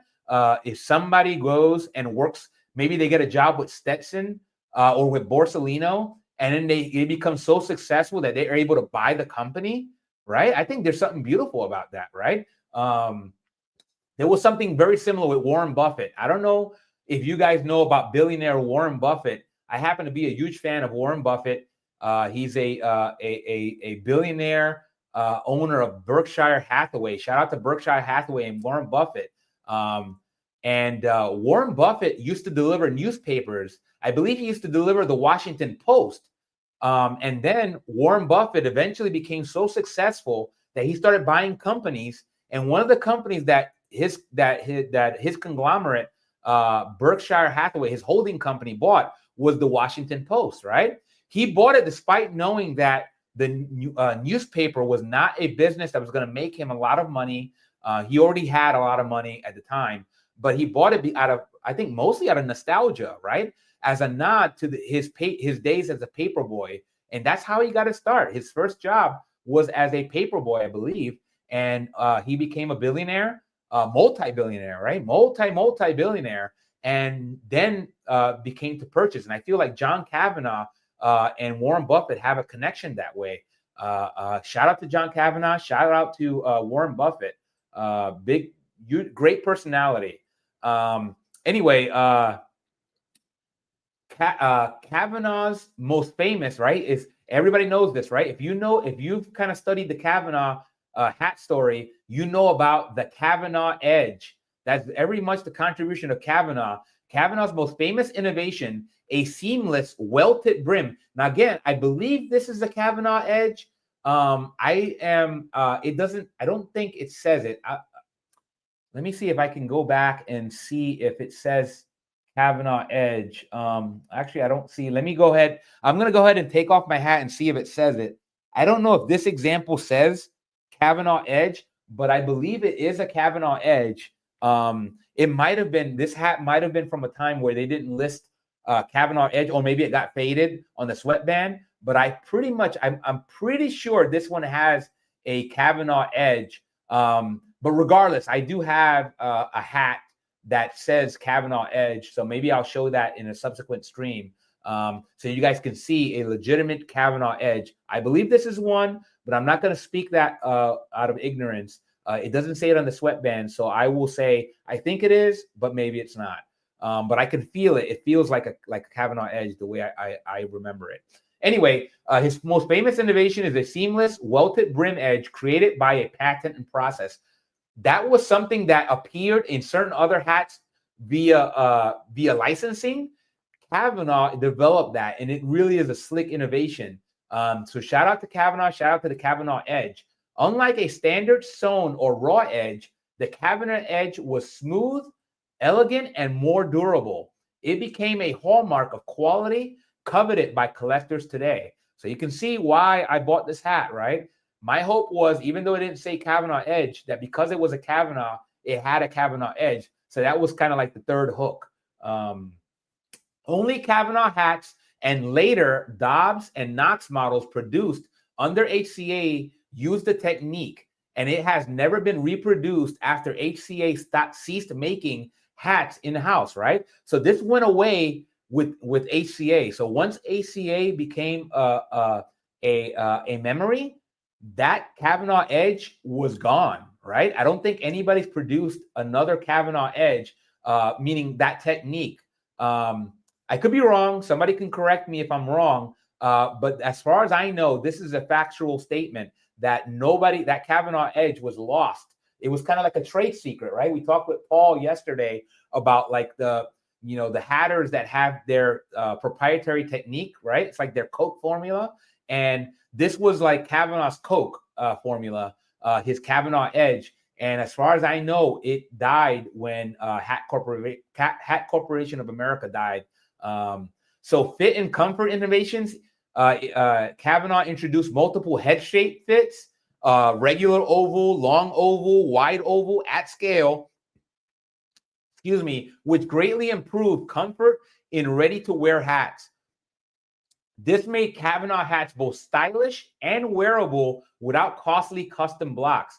So that's very innovative, right? We talked with Paul yesterday about like the investments that he has to make on certain blocks. And I'm sure Cavanagh and all the hatters that have come between Cavanagh and Paul have had to deal with the same issues. It looks like Cavanagh made innovations to kind of deal with that issue. So shout out to Cavanagh, shout out to Paul. I will go and read this to the degree that it makes sense, just to kind of for completion's sake. His marketing vision, Cavanagh understood that hats were status symbol in the earliest 20th century. He positioned his line much like automobiles. He had Cavanagh as Cadillac, right? Hey, look, wow. I don't know if ChatGPT was listening to me, but I literally made the same analogy. Cavanagh was Cadillac, premium, bespoke quality. Dobbs was Buick, upper middle market. Knox was Oldsmobile, right? Also kind of up there, solid middle class. And he had Champ, right? We haven't talked about Champ. Champ was analogous to Chevrolet and mass market. We talked about Adam hats.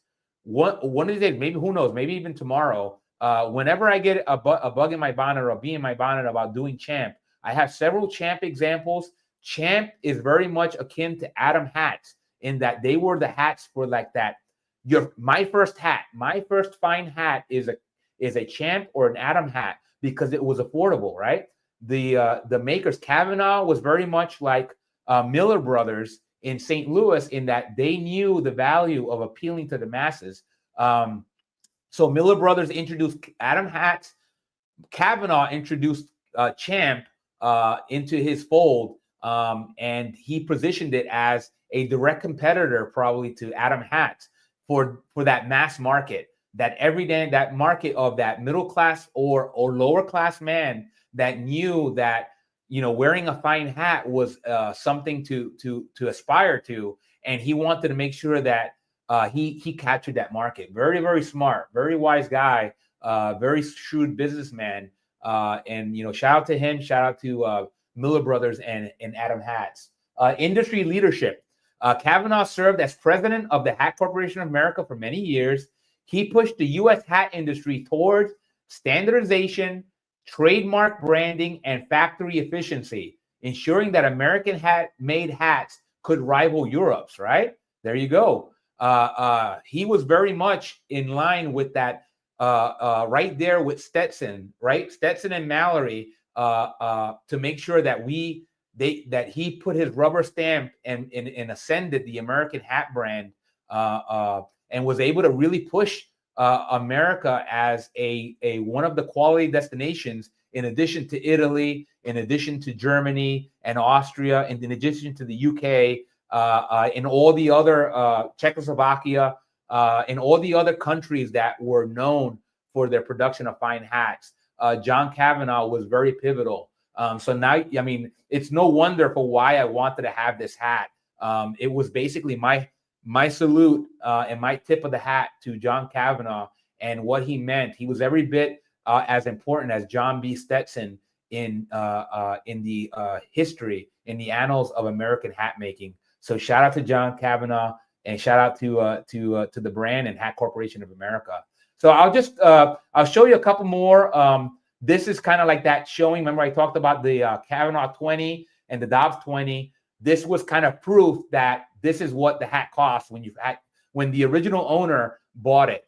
So it was $20. It was a Cavanagh 20. It's going to cost you $20. I don't know what that translates to in modern dollars. You guys could probably do that math.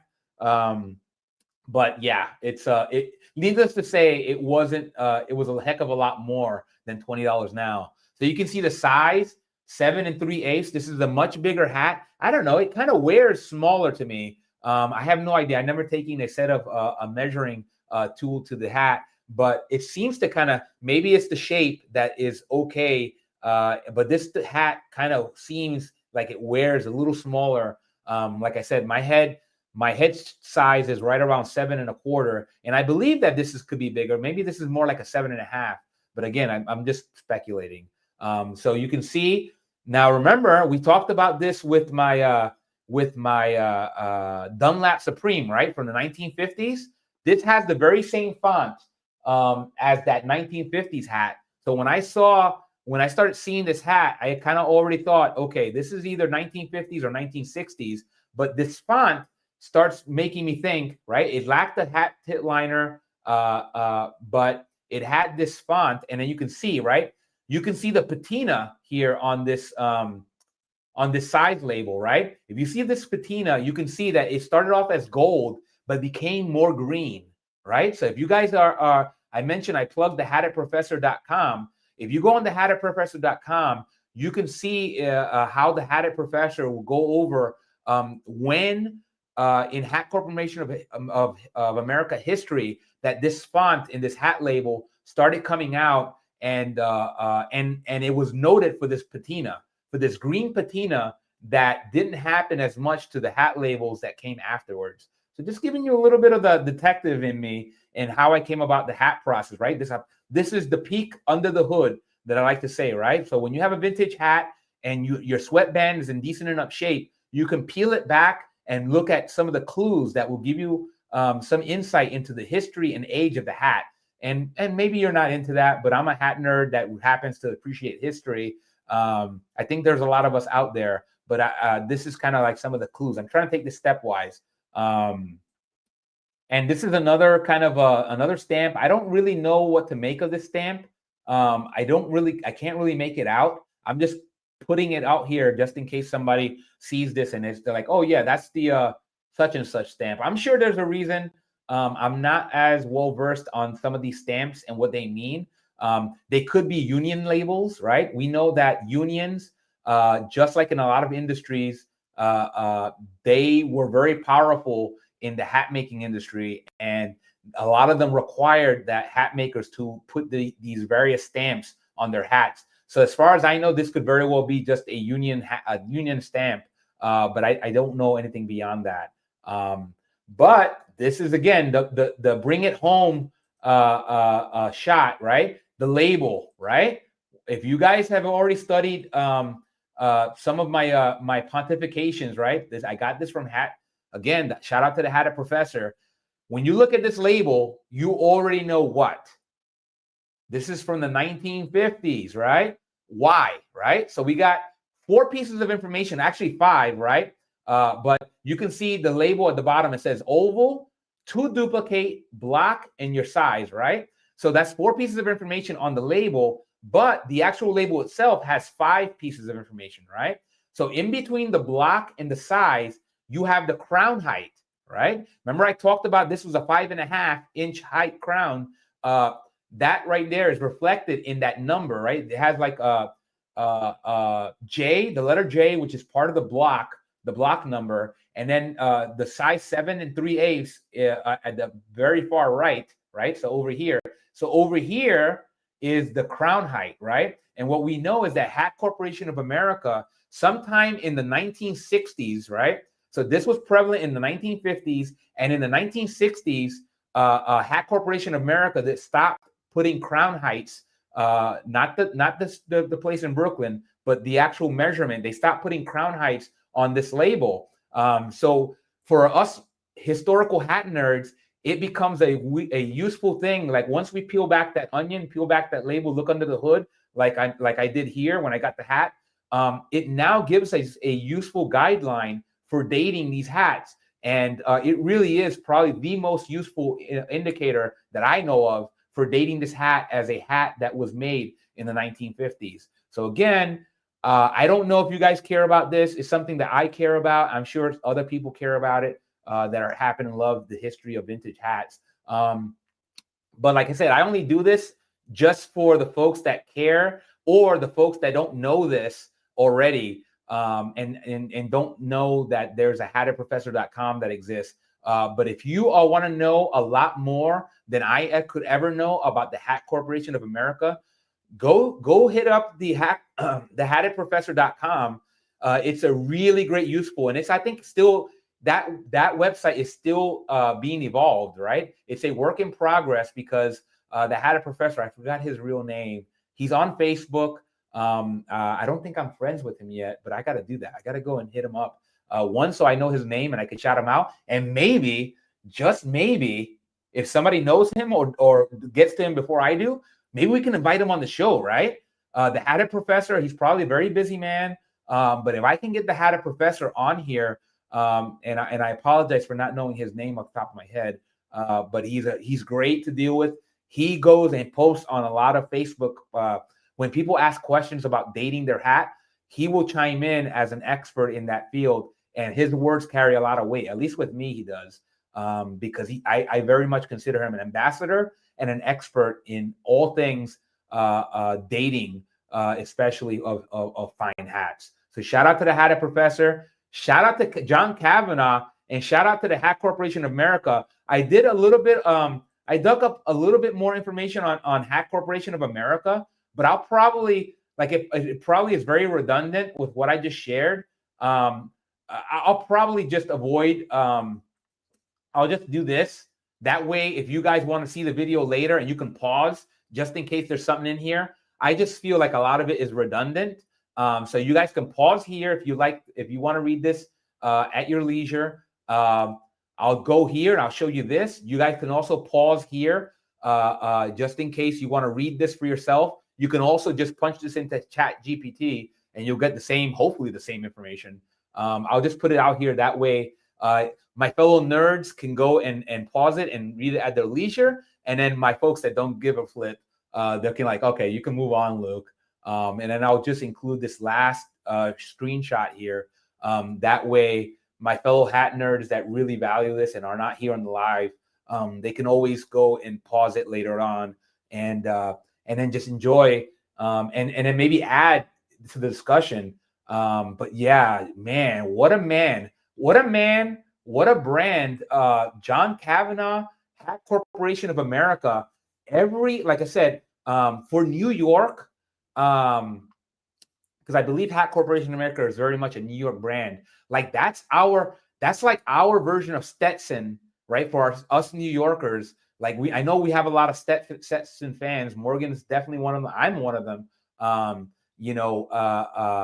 Really great brand, and it's New York's answer to John Stetson in that tradition. Like, we had other hatters in New York. I'm not trying to say that Cavanagh and Hat Corporation was the only one, but it probably is one of the most famous ones.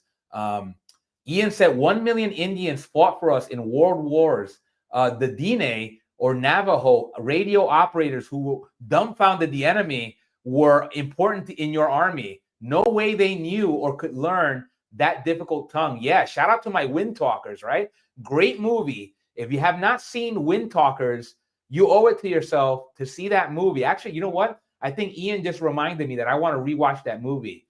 Great movie. It really, if you're interested in what Ian just stated here about the Wind Talkers and how pivotal these Navajo or Dine, I believe I might butcher that. Shout out to my Native Americans and my Navajos out there that were pivotal in helping us win the world wars. Great film. Yeah. I wholeheartedly echo what Ian just said. Great film. You owe it to yourself, even if you don't like history. But if you love history, you're going to love that movie because it's iconic, right? Like, I mean, there's so many great war films. I mean, I know war is a topic that we don't like talking about, but it doesn't mean we shouldn't watch these films, like a film like Das Boot, all the great movies. There's no way I could sit here and rattle off every great war movie. But we know that it's a topic that is not like especially depending on what side you happen to view it from. But it doesn't mean that you can't appreciate a film on it and should at least see it once, if only to appreciate the history and all those folks that are dramatized here, right? So obviously we know that there's going to be some, a lot of folks are really big into accuracy. I am as well. I like accuracy, but I am not somebody that will let accuracy get in the way of good drama and a good film. So shout out to Ian for the great suggestion. I think that's already 2 movies that I have to rewatch based on Ian's recommendation. One is Public Enemies with Johnny Depp as Dillinger. I think that might have been the gateway for Johnny Depp. Paul shouted him out yesterday. Johnny Depp's portrayal of Dillinger in Public Enemies is iconic, and you even saw Paul's favorite hat was Dillinger inspired. So I believe if it wasn't Dillinger, it was just Johnny Depp inspired, right? Because Johnny Depp is just now known as a hat guy in general.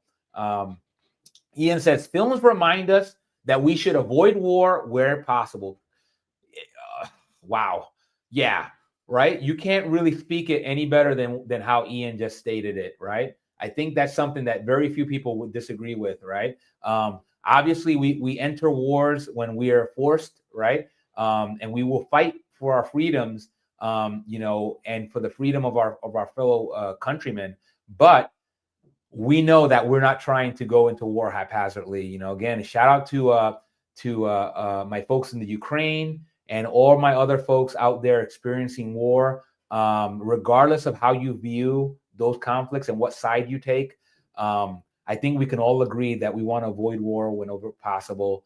We have too much. There's too much to live for, and there's too much damage now, and too much at stake with what kind of weapons that we have out there, right? We know about all the drone warfare and how it's changing war as we know it. Very similar to the atomic bomb in World War II. It's one of those things that we shouldn't take lightly, and we should treat very seriously. And because again, it has very real ramifications for our very own existence. So Ian, thank you for a lot of the sobering commentary. It's not lost on me. It's very important for us to do that. Again, I like to think of really happy topics, but not everything in life can be happy. And again, doesn't mean we ignore it. It means that we acknowledge it. We admire the seriousness of the topic at hand, and we learn as much as possible. Right? I mentioned this before. Those who fail to study history are doomed to repeat it. Right? That's an old adage. Another old adage, which I think it was Mark Twain that said, history doesn't repeat itself, but it does often rhyme. Those two are very great sayings, and hopefully I attributed them to the appropriate source. But I really hold dear to those adages because, well, I just think history has shown that a lot of it does repeat and that history does rhyme. We know about like the rise of dictators. I won't go into all this because again, I don't want to get on the soapbox. But thank you, Ian, for your commentary. Yeah, guys, I hope you guys enjoyed this episode. This was Hat Chat number 20, man. Wow. Shout out to Paul. Shout out to Morgan. Shout out to Ian. Very much, I consider you guys members of the Good Luke's board of directors, right? You guys are just as much owners of this channel as I am. And I welcome you guys here, either in your commentary or if you ever want to get on here as a guest.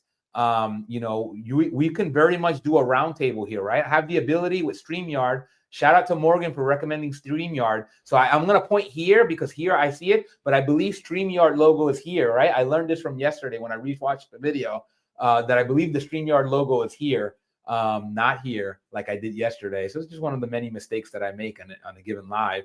But I welcome all of you guys. I have a plan to bring Paul back here to discuss hat stitching and maybe some hat restoration tips. I got Todd Gerber of Hats and Guitars that agreed had to come on here. We just got to work out the particulars, and hopefully I'll have many more guests that I haven't even come up with, I haven't even thought about. Hopefully I'll get the Hatted Professor on here. The Hatted Professor, that would be a great show. I really don't want to be the only one talking here because, again, I only know so much, and I actually am not like a great talker, I think.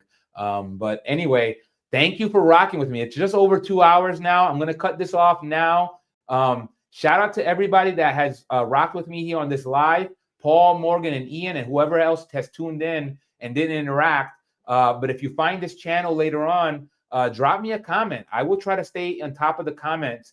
And obviously, if you can do what the scrolling banner here is, if you can drop me a like and subscribe, it really does help me grow the channel. And it just helps me keep motivated for this channel.